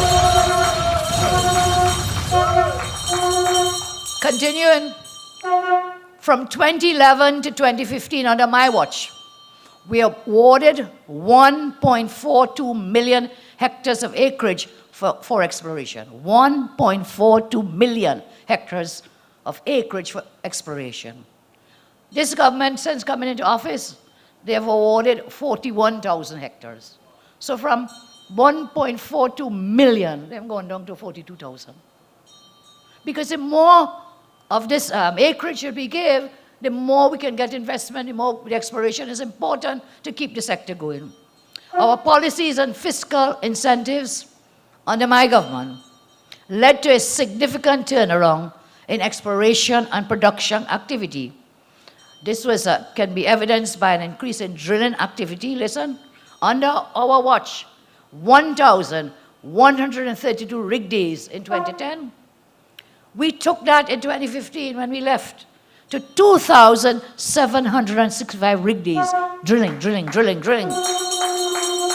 In 2019, this figure has fallen under this red government down to 1,445 rig days. So you see what has happened in the energy sector. You can't blame Kamala for all these things. When Kamala was there, everything was up and spinning and booming and booming. Don't blame me for your failure. Don't blame me for your incompetence. I'm not taking that, Mr. Rowley. And on the 10th, my troops will come out, we will come out, and we will vote you out of office. We will vote you out of office. So the rig days dropped again. So I ask you now, as we ask, are you better off today than you were 5 years ago? No. The answers are clear, no. Are you better off today than you were 5 years ago? No. Answer is no. As we see, the government now continues to blame everyone else for rising COVID cases. They blamed our nationals who returned from overseas. Listen, they're even blaming me. They're even blaming me for the new cases of COVID. I mean, you ever hear more madness than that? They're blaming me and the UNC. You know, I don't understand it.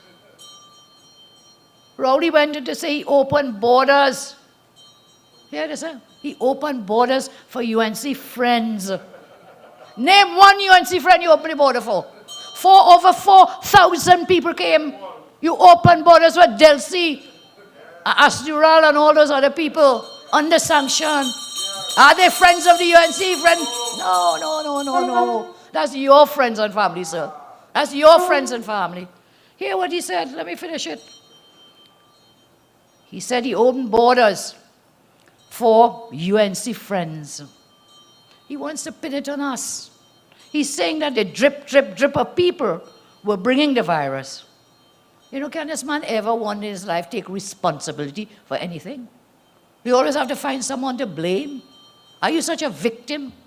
Will you ever take responsibility for the people of this land? No. That is why on August 10th we are going to vote you out. That's why.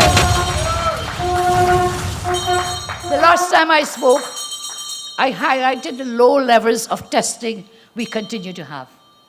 Low testing. 5 months ago, they promised to increase testing. Yet since then, they have conducted about 5,000 unique tests.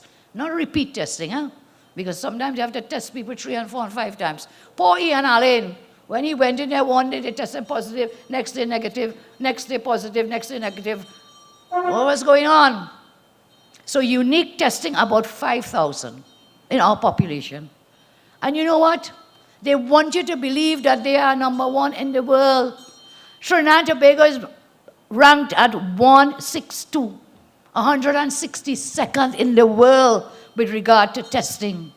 We are nowhere near that number 1 rank they want us to believe. And then, you know, they spent so much time propagandizing the Oxford study, which in nowhere said that wasn't ranking you anyway, you know. Nowhere at all. That was pure propaganda. The real problem facing us here is a Minister of Health and a Rowley government who hide behind government propaganda, press conferences, instead of doing their jobs. The Minister will not increase the testing. They hold these press conferences. Sometimes 3 times a day they were holding press conference. Boy, when you see the face, you just turn off the TV. Fed up, fed up, fed up, fed up. Every minute they're in your face. Every hour on the radio in your ears. Look, make sure August 10th we vote them out. Let's get them out, get them out, get them out. So the propaganda, that's what it is. Press conference. And no one in that Rowley government is holding themselves responsible. No responsibility. As a leader, you have to take responsibility. The buck stops with you. You must stand up as a man and take responsibility. You can't continue to blame the world. These are the facts. They have lied to us about increasing testing over the last 5 months. Lied, lies, lies. And here we are. 5 months. Let me give you these numbers. Maybe about, because since I last did the research to now may have changed later in the day. So listen to this. Over the past 5 months, these are testing numbers, okay? China, big country, yes, 90.5 million tests. USA, 56 million tests. India, 18 million. UK, 15 million. Spain, 6.7 million. Turkey, 4.6 million. Singapore, small country, 1.32 million. Zimbabwe, 122,000. Jamaica, 37,000. Even Jamaica better than us. Guadeloupe, 15,000. Martinique, 12,000. Trinidad and Tobago, about 6,900. That's about 40 per day. Are you for real? Are you for real and you're handling COVID well? You're patting yourself on the back and say you're doing so well? Are you for real, Mr. Rowley? If you ask any scientist in these related fields, we should have tested at least 10% of our population to get a true picture of our infection status. At least 10%. We are nowhere near there. For months they have lied. They flattened the curve by doing what? By flattening the testing. So they flattened no curve, they flattened the testing, and have been lying to us for months. They propagandized, as I told you, the Oxford COVID-19 tracker. That clearly stated it should not be interpreted as scoring appropriateness and effectiveness of a country's response to COVID. It clearly said that. But they so want to lie and fool people, they say they're number 1 according to the Oxford tracker. They didn't care, they were blatantly lying. Our country is amongst the worst with regards to testing, 162nd, as I told you. Terrible Terrence has displayed dishonesty and gross incompetence and should take full responsibility for their failures. If they cannot handle COVID-19, why you expect them to handle a post-COVID Trinidad and Tobago? Don't get fooled. Don't get chained up. That's what they do. They stand on platforms, radio, TV, and they chain you up with lies. They chain you up with lies. We have to see beyond the red now, and we must look for the red, white, and black, which is our country, which is our nation. What is in the best interest of the red, white, and black? Trinidad and Tobago. That's what we have to look for. That's what we have to look for. New guidelines now.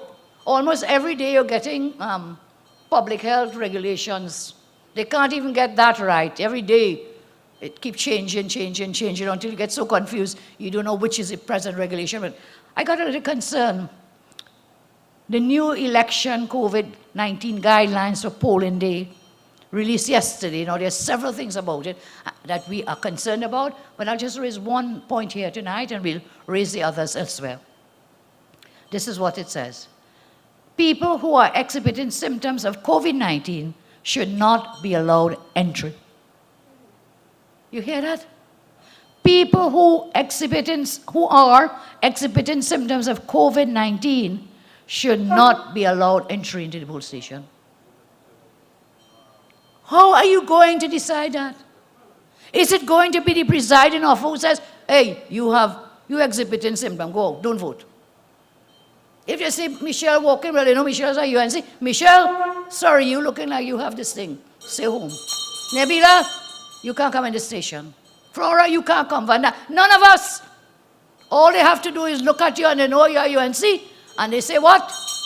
You are exhibiting COVID symptoms. Madness. Who determines if a person is symptomatic? Is there a doctor who will verify these symptoms? So you'll have to put a doctor in every police station? You'll have to put a doctor in every station? What you'll do, you import them from Cuba? We don't have a doctor to put any, how many police stations? We have over 1,000 plus something. In my district, I have 29 polling divisions. In my constituency, about 29. And those 29 are split up into different stations. Yes? So for the 41 constituencies, what madness is this? What madness? Again, designed to kill us and steal the election, politically kill us. That's what that is. So who will say, under this new rule, who is going to make that call to say you cannot come in to vote? This is a serious matter. This is a very, very, very serious matter. And you know, before I go further, I want to clear up some confusion. I want to say the EBC cannot legally disenfranchise anyone for not having a mask. They cannot disenfranchise any citizen from exercising their right to vote because you do not have a mask. They cannot do it. Therefore, they're wearing, I'm not saying don't wear masks. I'm saying it should be optional. If we have, how many voters? 800,000? What, we have to find 800,000 masks? How much for a mask? How many millions of dollars are we speaking about? How many millions of dollars? You are going to put a fetter in law, you're saying you're putting a constitutional obstacle on the right of a citizen to vote. You can't do that. The EBC doesn't have the power in law. Remember your powers. We took you to court when you extended the voting illegally and we won that part of the case. You don't want to come to tell us, you're going to say you're looking like a COVID ban, don't come to vote. You want to tell us you don't have a mask, don't come to vote. The EBC does not have that power. The wearing of the mask should be optional. And I will urge UNC people and all people to wear the mask. I urge you to do it, but you cannot disenfranchise a voter on that basis. If you don't have a mask, it should not be that you are barred from voting. So we have been asking the government should provide those masks. The government should provide, how much months now they're providing masks? And Terence is asking first, remember, when we told the mask, he said, no, don't wear no mask. Then he come back, well, you have to wear the mask. Fellow totally confused. Total confusion. The government, if they want this to happen, should pay for the masks. They announced to the nation that they will provide masks, right? Anybody get a mask from the government? No. Just like the LED light bulb. Anybody get a light bulb? No bulbs. So, in Parliament, one of my MPs had asked a question. How much is it costing for the masks? The government said they would provide it. And Minister confused Terry Biasing, he got up and he said, there will be no cost for no mask. The government is providing it, it's free. We have NGOs making it free, free, free. And why he there lying in the parliament, telling a lie? Elsewhere, there's a tender put out in the newspaper, put out by, I don't know if it's Unicot or one of those companies, a tender for people to tender to provide the mask to give you a price on your proposal. All that has happened, lies again. And guess what? No masks for anyone. So this is, you see how many things we have to monitor in this election? You know, when I was a law student, I want to quote from you something that's always stayed in my mind as I raise all these obstacles that could be placed in our way to prevent a free and fair election. And it was a passage from a judge known as, in the United States, his name was Judge Learned Hand. He said, do not rest your faith upon constitutions, upon courts, and upon law. A judge, you know, in the U.S. Supreme Court. Do not rest your faith, your hopes, in constitutions, in courts, and the law. He says, because liberty lies in the hearts of men and women. Whilst liberty lives there, it needs no constitution, no court, no law to save it. But when it dies there, no constitution, no court, no law can do anything to help it. So you have to keep that liberty, that spirit of freedom and justice in your hearts and come out on August 10. No matter what they try to do us, we must make sure and get those votes in and vote them out. In a matter of days, we will celebrate our independence again. Days after the election. Let us not go into another election, another independence anniversary under the yoke of this wicked PNM government. Let us bring in Independence Day this year with a new UNC government to ensure that liberty remains in the hearts of all men and women. That is our job. Contrary to what Rowley and his people are trying to do, misinformation and lies, paint the UNC negative, I want to remind people of this nation that when the crisis first came about, we put forward several recommendations to government. Remember that. Let me remind you, they don't want you to remember those things.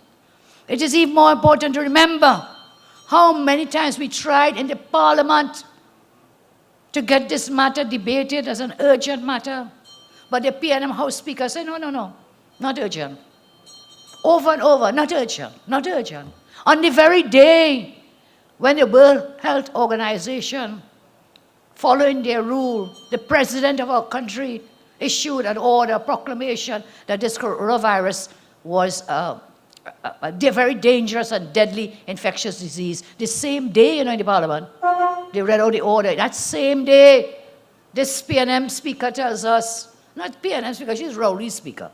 Let's get it clear. It is Mr. Rowley put her there, a speaker. He told his members, you vote. That's how a speaker is elected. The MPs vote. What do the MPs do? They ask the leader, what shall we do? And a decision is taken. So Rowley's speaker, she said it was not urgent. It was not important. And repeated that even though our members tried over and over again. Her words were, she was not satisfied that it was urgent enough for debate. Now it is worth noting, because of the work of the government island, we have new infrastructure in the health sector. Again, Jillian mentioned those things for us tonight. The Children's Hospital, you know their objection to that, the name? Just to say they did something different, they wanted to call the name Children and just call it the Kuva something facility. Spite and malice. What they have against children, good point. The Cora facility, we had outfitted that facility. We opened a state-of-art nursing academy, first of its kind in this country, up in El Dorado. We started the Rima Jillian told you, point 14. We built the stamina up. So we had the health facilities. We had started to put that in place. And as JJ mentioned tonight, we were looking at the Port of Spain General Hospital. So whilst they boast they're fighting COVID, they can only do so because we left them with the infrastructure to deal with this crisis. Today we are seeing the reality behind their actions. They have failed the people in the fight against COVID.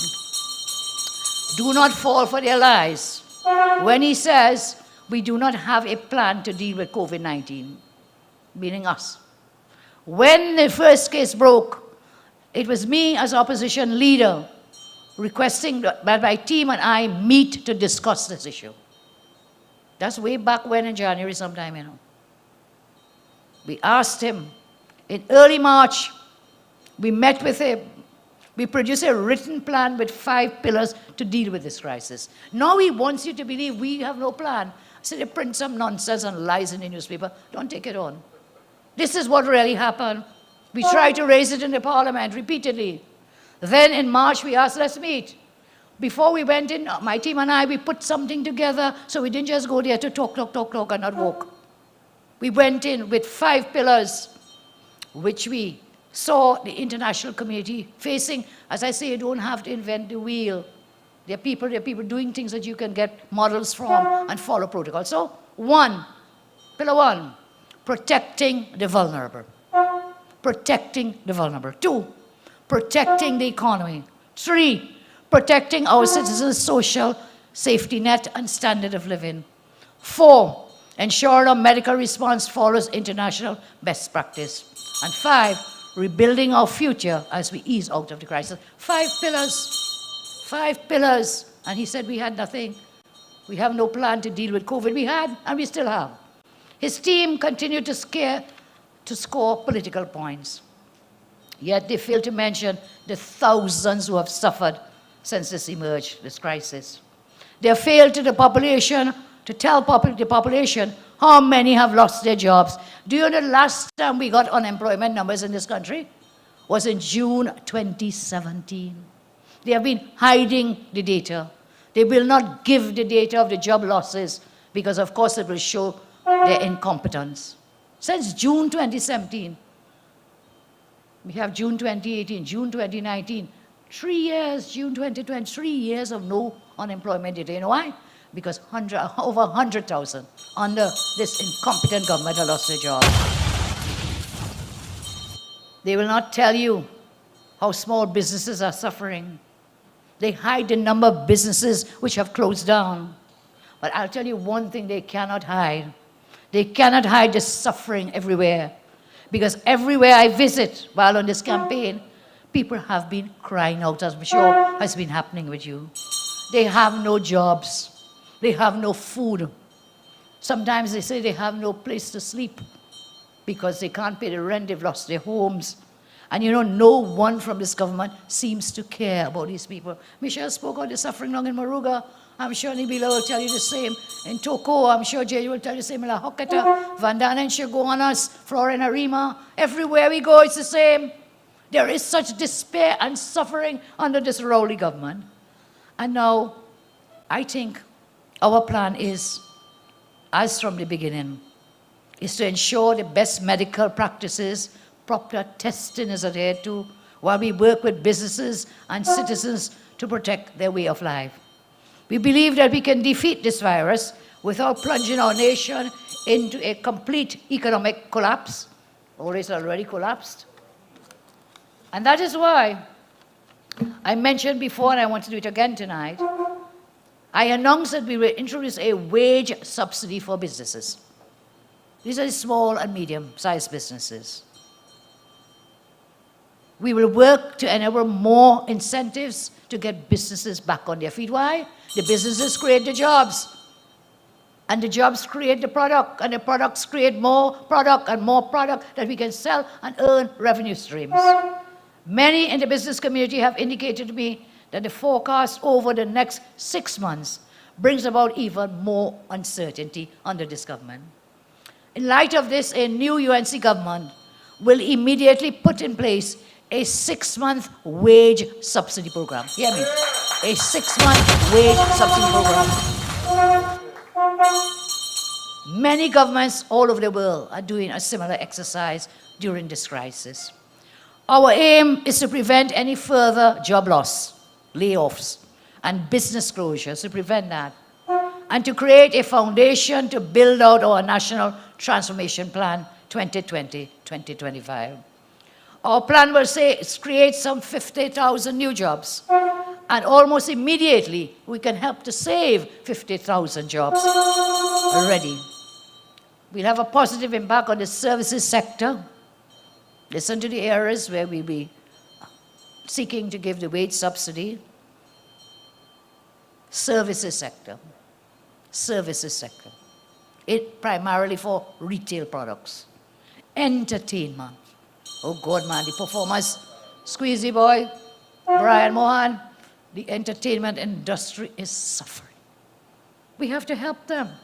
Professional services, restaurant and hospitality business, amongst others. These are not a closed list, but this is where we can go to give that wage subsidy. Some may argue that subsidies are costly. True. The cost of losing hundreds more business and thousands more jobs will be even more detrimental to our country. Will be even more detrimental. With this plan, it will also give many micro businesses and workers an opportunity to register and regularize themselves as part of the formal economy. We will continue to work with labor and encourage, improve and strengthen the regimes of wage protection and labor relations as we did during our 2010-2015 term in office. We settled over 143 wage negotiations, man. They have not settled a single wage negotiation in 5 years. So we will strengthen the regimes of wage protection and labor relations as we did before, work that we had begun. Unlike the P&M salary grant, which is yet to be paid. Anybody get his salary grant? No. Yet to be paid. Thousands have requested. 4 months later, nothing. Nothing. Nothing. Somebody told me, Minister WPC Camille was on a platform talking about how much grants and how many things they gave. And they said she was saying X amount, but on the screen had a different amount. I can't remember the exact number now. So like she doesn't even know what's happening out of her ministry, because that's the ministry that gives out the grants. So they're lying again. What is the truth? What was on the screen or what was coming out when you spoke? Tell us that, WPC, Camille Robinson Richies. So they have the salary grant nobody's getting. It was some soft loan program. Anybody get that? No. I'm saying our plan will guarantee almost immediate job retention and re-employment of workers who will be laid off. This wage subsidy program. Almost immediately, we can put that into place to retain the jobs and to re-employ the workers who might have been let go because of the COVID problems. The wage subsidy program for the micro and small business sector is a complementary measure to our transformation plan. As I say, this plan we develop and we are tweaking it as time passes. So this is added to our plan as a complement to that plan for transformation. How will we operationalize the plan? This is how we intend to do it. Our team has looked at it. The plan is 75% wage subsidy up to the minimum wage per employee, okay? So we will subsidize 75% wage subsidy out of a minimum wage. Secondly, the cost per each of these, $1,750 by 8 hours by 22 days is $3,080, okay? Then the subsidy will be $2,310 per worker. Yes. The target will be 50,000 jobs. Total cost, listen to me carefully, total cost for the 6-month subsidy program, $693 million TT dollars. You believe that? So don't come and tell me we can't afford that when you have already spent $20 billion and nobody's getting anything. Jobs are just being lost and lost and lost. 693 million, which works out to TT 115.5 million per month. Per month. Rowley, them paintings you buy, let's sell them back now. We'll get a few millions right there. Sell them back. Sell them back. But that big fancy sports car you bring in, pay the tax on it. You want to tax everybody, you pay tax on it. Give the taxpayer back their money. That's what you can do. Look at this thing. 50,000 jobs we can get back almost instantly at the cost of 115.5 million per month. We can afford this, what you all think. We can afford this. And we must find a way to afford it, to get TNT working again. We have to find a way. As I say, compare this 693 million in immediate relief for people, our citizens, to the 20 billion which has disappeared under Rowley in the fight against COVID. $20 billion. I don't know if you can imagine what $1 billion look like. I don't even know. I don't have an idea what that could look like. 20 billion, you know. That is money. Just disappeared. Our plans will cost less than 1 billion to bring relief to workers and get them back to work. We have a proper plan which is based on protecting your physical, economic, and social well-being. I talked to you about infrastructure, and we are seeing again, Michelle spoke, oh God, Michelle. I was with Michelle on our truck, which day? Monday? Man, when I reach home, I feel like I had a sail on one of them boats going on the Bocas, sailing across the Bocas to reach Tobago. I mean, when like this, it was amazing. Those roads are not just by you. Our roads and bridges and drainage has deteriorated to the worst ever. You no longer have a road, all you have is pothole. All you have is pothole. And infrastructure, now look what happened now. They're paving everywhere. I mean, nearly 5 years. And they think people are stupid. They think we are foolish. You're paving now, days before an election. I understand. They say they're not even asking people to move their cars if car park up on the road. I don't know if it's true. They're not even asking to move the car. They're just walking around and paving around the car. They just want to pave. They will not fool us this time. You did it once, you will not do it again. You will not do it again. So, failed infrastructure, roads, bridges, yes? Drainage. Now, a lot of investment is needed to uplift our infrastructure again. They never maintained it. If they had, it would not be so bad, and financing. Now, I spoke about a method of financing large-scale projects. I'll come to that in a minute, because these fellas just don't understand financing. They just don't understand. And I'd like to outline some of the projects we will undertake with infrastructure, and how we plan to do it. We'll invite private investors to bid. Understand? So I don't have to go in the treasury which you will leave empty. We will invite private investors to bid in these projects, and therefore they will become revenue-earning projects. So, some infrastructural work, redesignated Chagaramas as a special development zone. Create a Southwest Peninsula special development zone linking Citrus to Moruga. I have the details for it, but in the interest of time, we'll put it up, these details for you, yes. And the plan, of course, is up. Create a Southeast Peninsula special development zone linking Manzanilla to Mayaro. Build a highway system to link economic zones and growth poles. That Point 14 highway will extend into Citrus, yes. Tahaka, we will help you down there. We will extend the highway down to Citrus.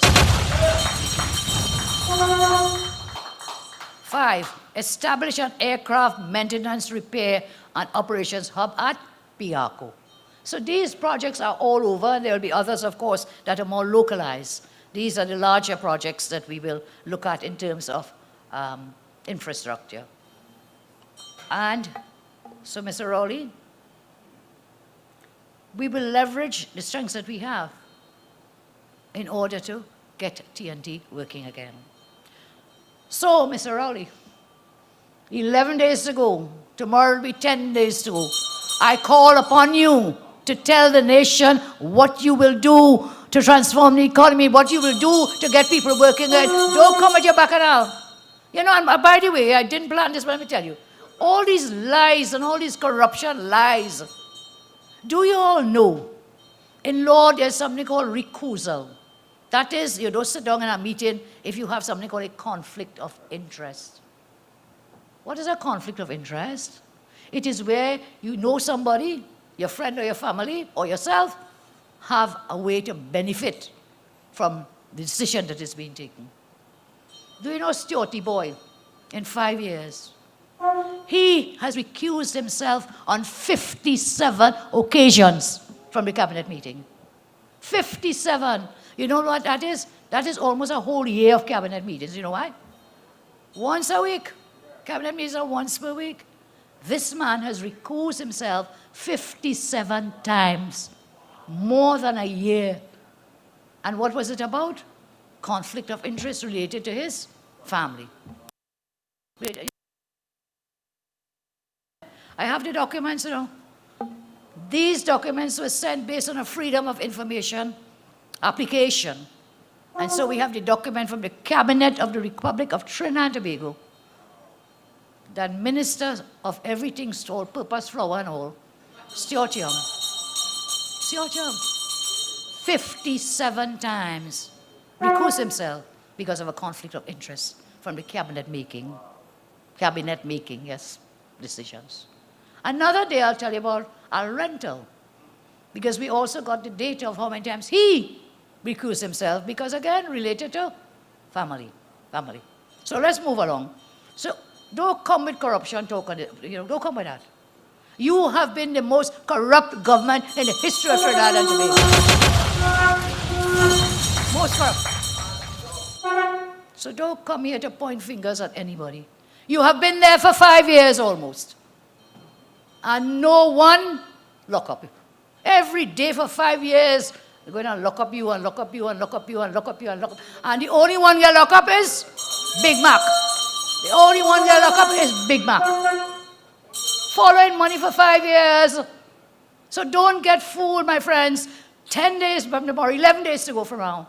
Don't get fooled with that chain of foolishness. They did it in 2015 and started the same man who told this nation that the reason why he joined Rowley was because of email gate.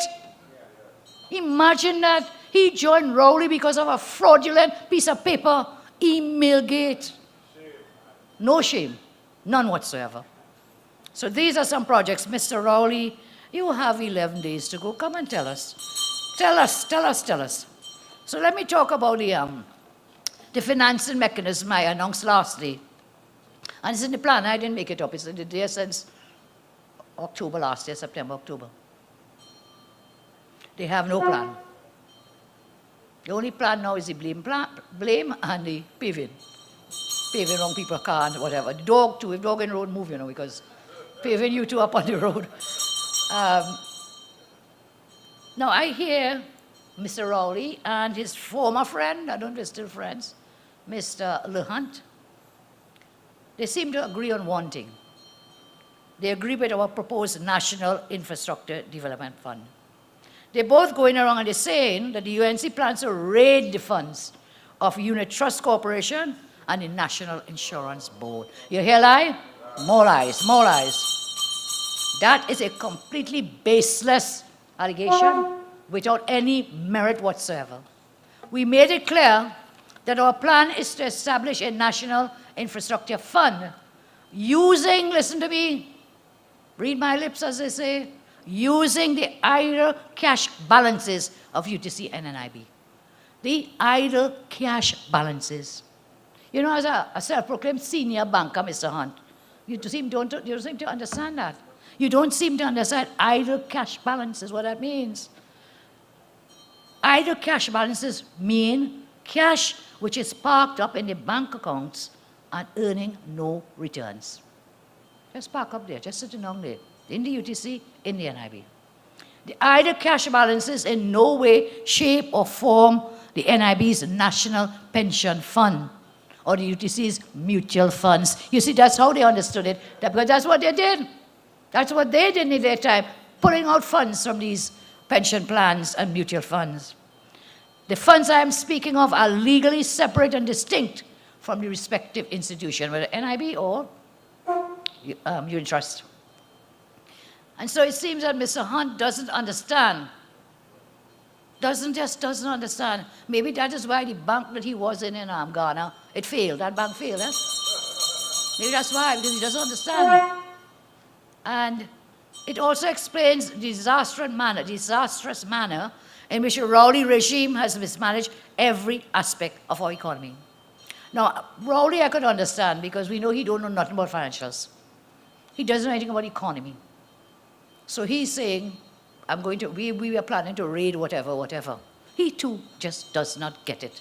Doesn't get it. So listen to it. The Rowley administration is committed to campaign strategy based on lies and propaganda. After spending 5 years destroying the economy, they are now resorting to these desperate acts to attempt to fool people. Our plan for the National Infrastructure Fund will fund infrastructure projects which will generate revenue.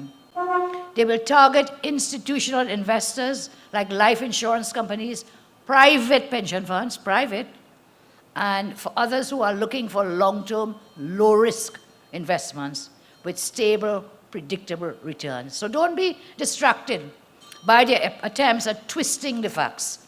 That will not happen. I give you that assurance. I give you that assurance. They just do not understand.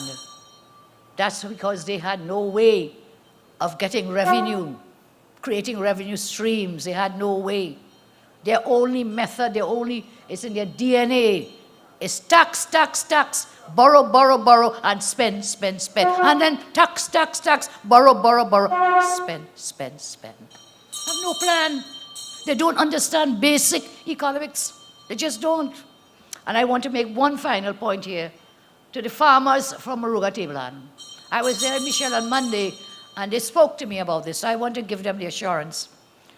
They have expressed concern and problems about the roads and access to water and so on, little government support. But they brought up the European Union Farmers Grant, which was a grant that we had negotiated when we were in office. And we had paid a part of it, but when this wicked government came in, they did not pay them the rest of it. In fact, we had to take them to court. Gerald Ramdeen took the government to court on behalf of the farmers to try to get more money. But what is the government doing now? Case in court, Cases in court. What do they want to do? The government is not giving them what is owed to them. The government is hell-bent on squeezing the little support our farmers are able to get. According to farmers, they were given about 11% of the amount they were owed. And now the government is offering 53% as a final payment. Why? And a portion of that 53% would have to go toward legal charges. So to pay me my own money, I had to pay for a lawyer. Making sense? That is just not making any sense whatsoever. Why must farmers pay legal charges out of the grant money? Why is this government, this Rowley government, and the worst Minister of Agriculture, Van Daan, will give him a licking up in arm? Show on us. Worst agriculture. Why are they holding this grant money as hostage? You know what they are trying to do, and they're doing it with other things, you know. They say, come on our platform, support us, vote for us, and we'll give you X, we'll give you Y. They tried that with the cemetery, the Muslim cemetery. Mr. Rowley run down Moruga to meet the community of elders. When for 5 years we had approved that land in my government before we left office. For 5 years did nothing.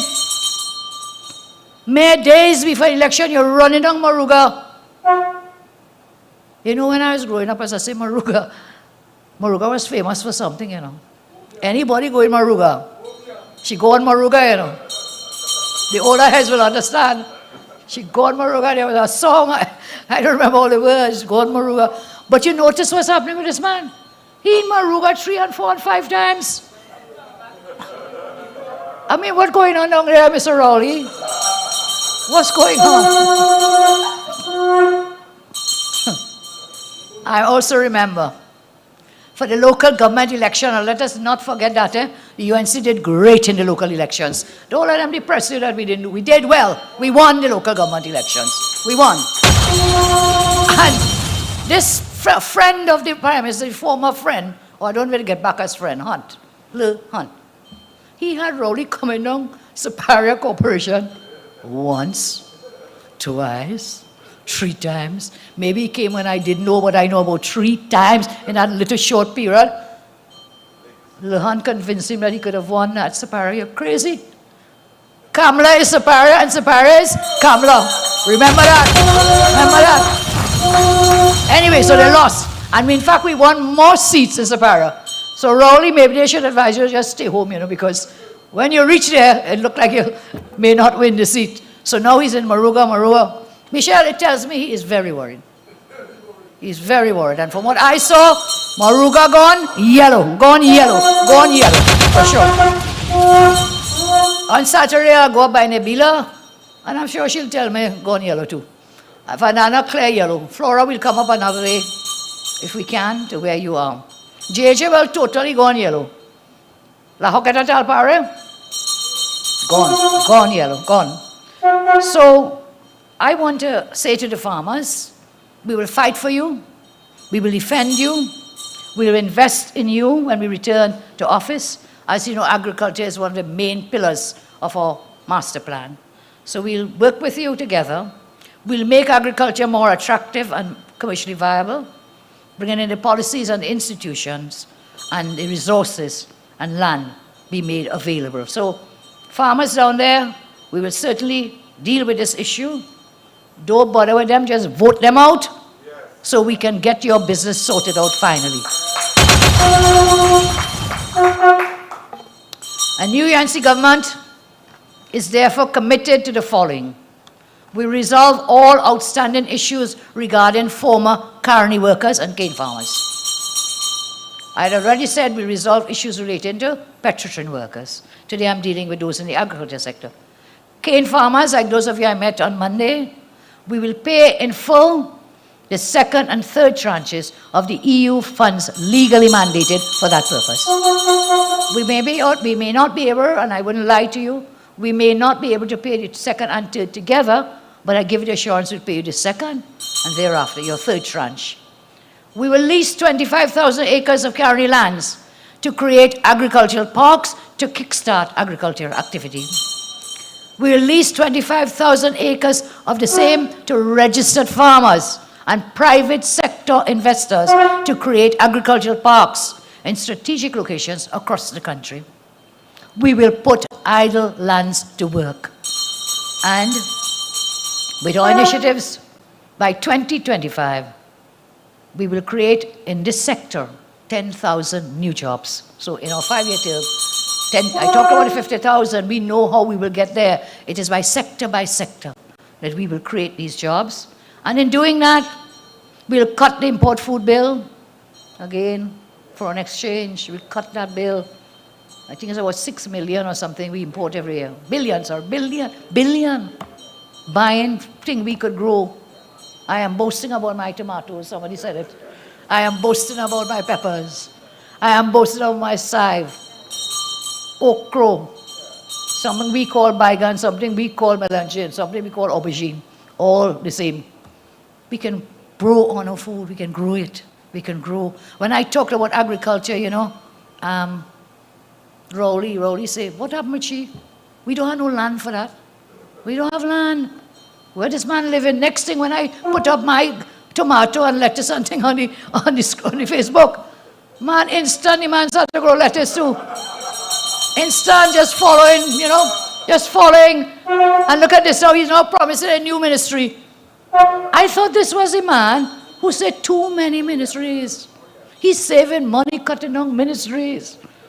He wants to create a ministry he's going to call Ministry of Technologies and Record Keeping. Wait now, there's a man shut down the laptops. You say, man, I spent quite some time on our platform talking about technology, the digital economy, the fourth industrial revolution. He now playing catch up. 5 years too late. 5 years now trying to play catch up. He wants to create a Ministry of Technologies and Record Keeping. That's good for the entertainment industry. He talks about this, shut down the program. We invested thousands of laptops for our children. They would have access to the internet. They'll have equal access to information. They say information and knowledge is power, information and knowledge, they had that access. That was designed to have this child, one child will take that home, but then everybody else in the home has access. Oh God, because you could afford for your children, you don't want nobody else children to get them. Why did you shut down that program? And then they're saying it failed. The only failure with the laptop program is you, Dr. Rory, for shutting it down. For shutting it down. That's the only failure. And he talks about technology and innovation. I wonder, this is a man who came to the parliament, pieces of paper and saying they were emails. He doesn't even know the difference between somebody type up a page and a real email. Did not even know that. Now wants to tell us about technology. And Mr. Rowley, you forgot we had a Ministry of Science and Technology under my watch. What did you do? You shut it down. Now you want to bring it back by a different name. What is it? Technology and recordings. Recordings, yeah. Well, we hear more of them recordings in a short while. So, I spoke about that digital economy at length. Again, if you want to hear more or see more of it, uncplan2020.com. It's there in detail. So, look, finally, they are hell-bent on sowing seeds of division. I want to call on all citizens. Do not let the PNM divide us. As I say, even if you do not support us, do not be divided against each other because we are one nation, one people in Trinidad and Tobago. In the past weeks, Rowley and his team have been trying to sow seeds of division to hide their failed, incompetent track record. This is their playbook. When they're backed in a corner, yeah, they come to try to divide us. The old colonial rule, divide and rule. The old colonial philosophy of divide and rule. They have no achievement to campaign on. Can you imagine? After 5 years? And things so bad, they're putting some of our achievements on their achievement list. Things will be really bad, really bad. They know they have burdened the population. They know the only way they can hope to get a second term. Oh God, can you imagine? Can you imagine a second term of Rowley? No way, no way, no way. That is the worst nightmare you could even think about. So don't let them manipulate us and our words to create that division. I've always told you, we have come from different lands on different boats, but today we are in all the same place, one land. We have come from different lands. We have come by different boats, but today we are all in the same boat, Trinidad and Tobago. That's where we are. And we are all fighting to survive in a dying economy, fighting to survive with rampant crime. You notice something, how crime going off the burner? Murder is happening, you know, we're going off the front burner because these people want us only to think about COVID. Crime is still rampant. The commissioner is doing his best. I agree, but the government must bring policies in order to ensure that the TTPS is well-resourced and have the policies to fight the crime. So that's gone off the radar as well. So we must all fight together. Just checking time check. We must fight together as we are stronger when we are all together. Every man, every woman, every young adult, you have a duty to go out on August 10th and vote them out. As a leader of this party, I can tell you we have led a diverse government. We have had a diverse parliamentary team. We have had a diverse party. And you can see in the slate of candidates, we are the Rainbow Party of Trinidad and Tobago. So Rowley, end the lies and the games. We in the UNC have a vision and a plan for all our citizens. As a matter of fact, when I was Prime Minister, I created a ministry. And that former minister is with us here today, Roger Samuel. I created a ministry of diversity and social integration. Because that's how we must live as one. One nation, one people. Going forward, as we prepare to return good governance to our beloved TNT, I ask you again to join me, join our team, to work towards a brighter, more prosperous future for all in our land. We celebrate, as I say, 58 years. after elections this year in August. And so let us vote on the 10th to ensure that we can go forward joyously to celebrate our independence anniversary. I can see, and I'm not a seer lady, but I can see, I can feel, I can hear, I can taste that on August 10th, on the night of August 10th, there'll be weeping and wailing of gnashing of teeth in the Rowley camp on the night of August 10th. And so we will go forward victorious. Let us come together as one. Let us make it happen. August 10th, what we doing? Vote them out. Vote them out. Vote them out. And let us get TNT working again. God bless. Thank you. Now is the time! No. The time is no. No. The time is no. Now is the time to vote them out. The time is no. What time it is? What time it is? What time it is? Now is the time for action. What time it is?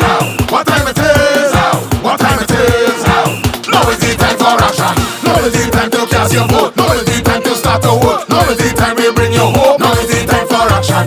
Now is the time to take a stand. Cause the UNC have the plan. Put up your hand if you understand. Hey! So let's all join together as one. If you believe that the time has come, election day when you stay in your hand, it's for the UNC and the rising sun.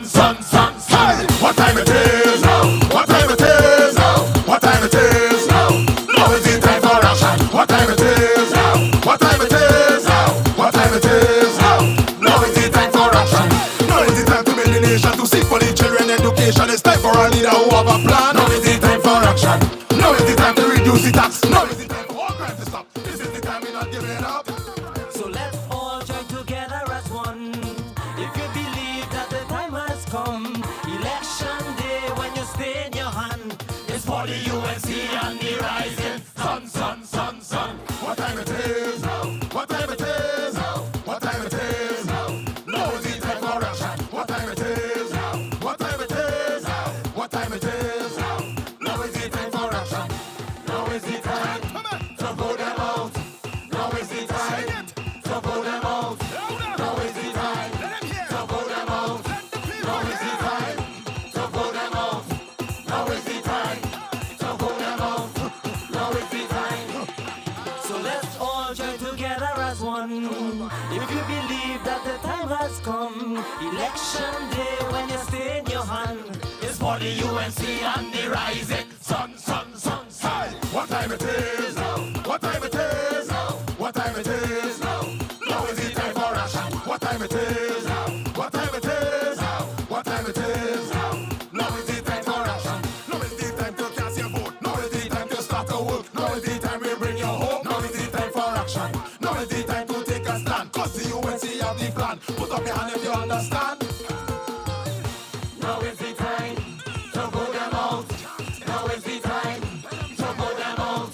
Now is the time to vote them out. Now is the time to vote them out. Now is the time to vote them out. Now is the time to vote them out. Now is the time to vote them out. Now is the time. Yeah. To vote them out. August 10th. Vote for the United National Congress.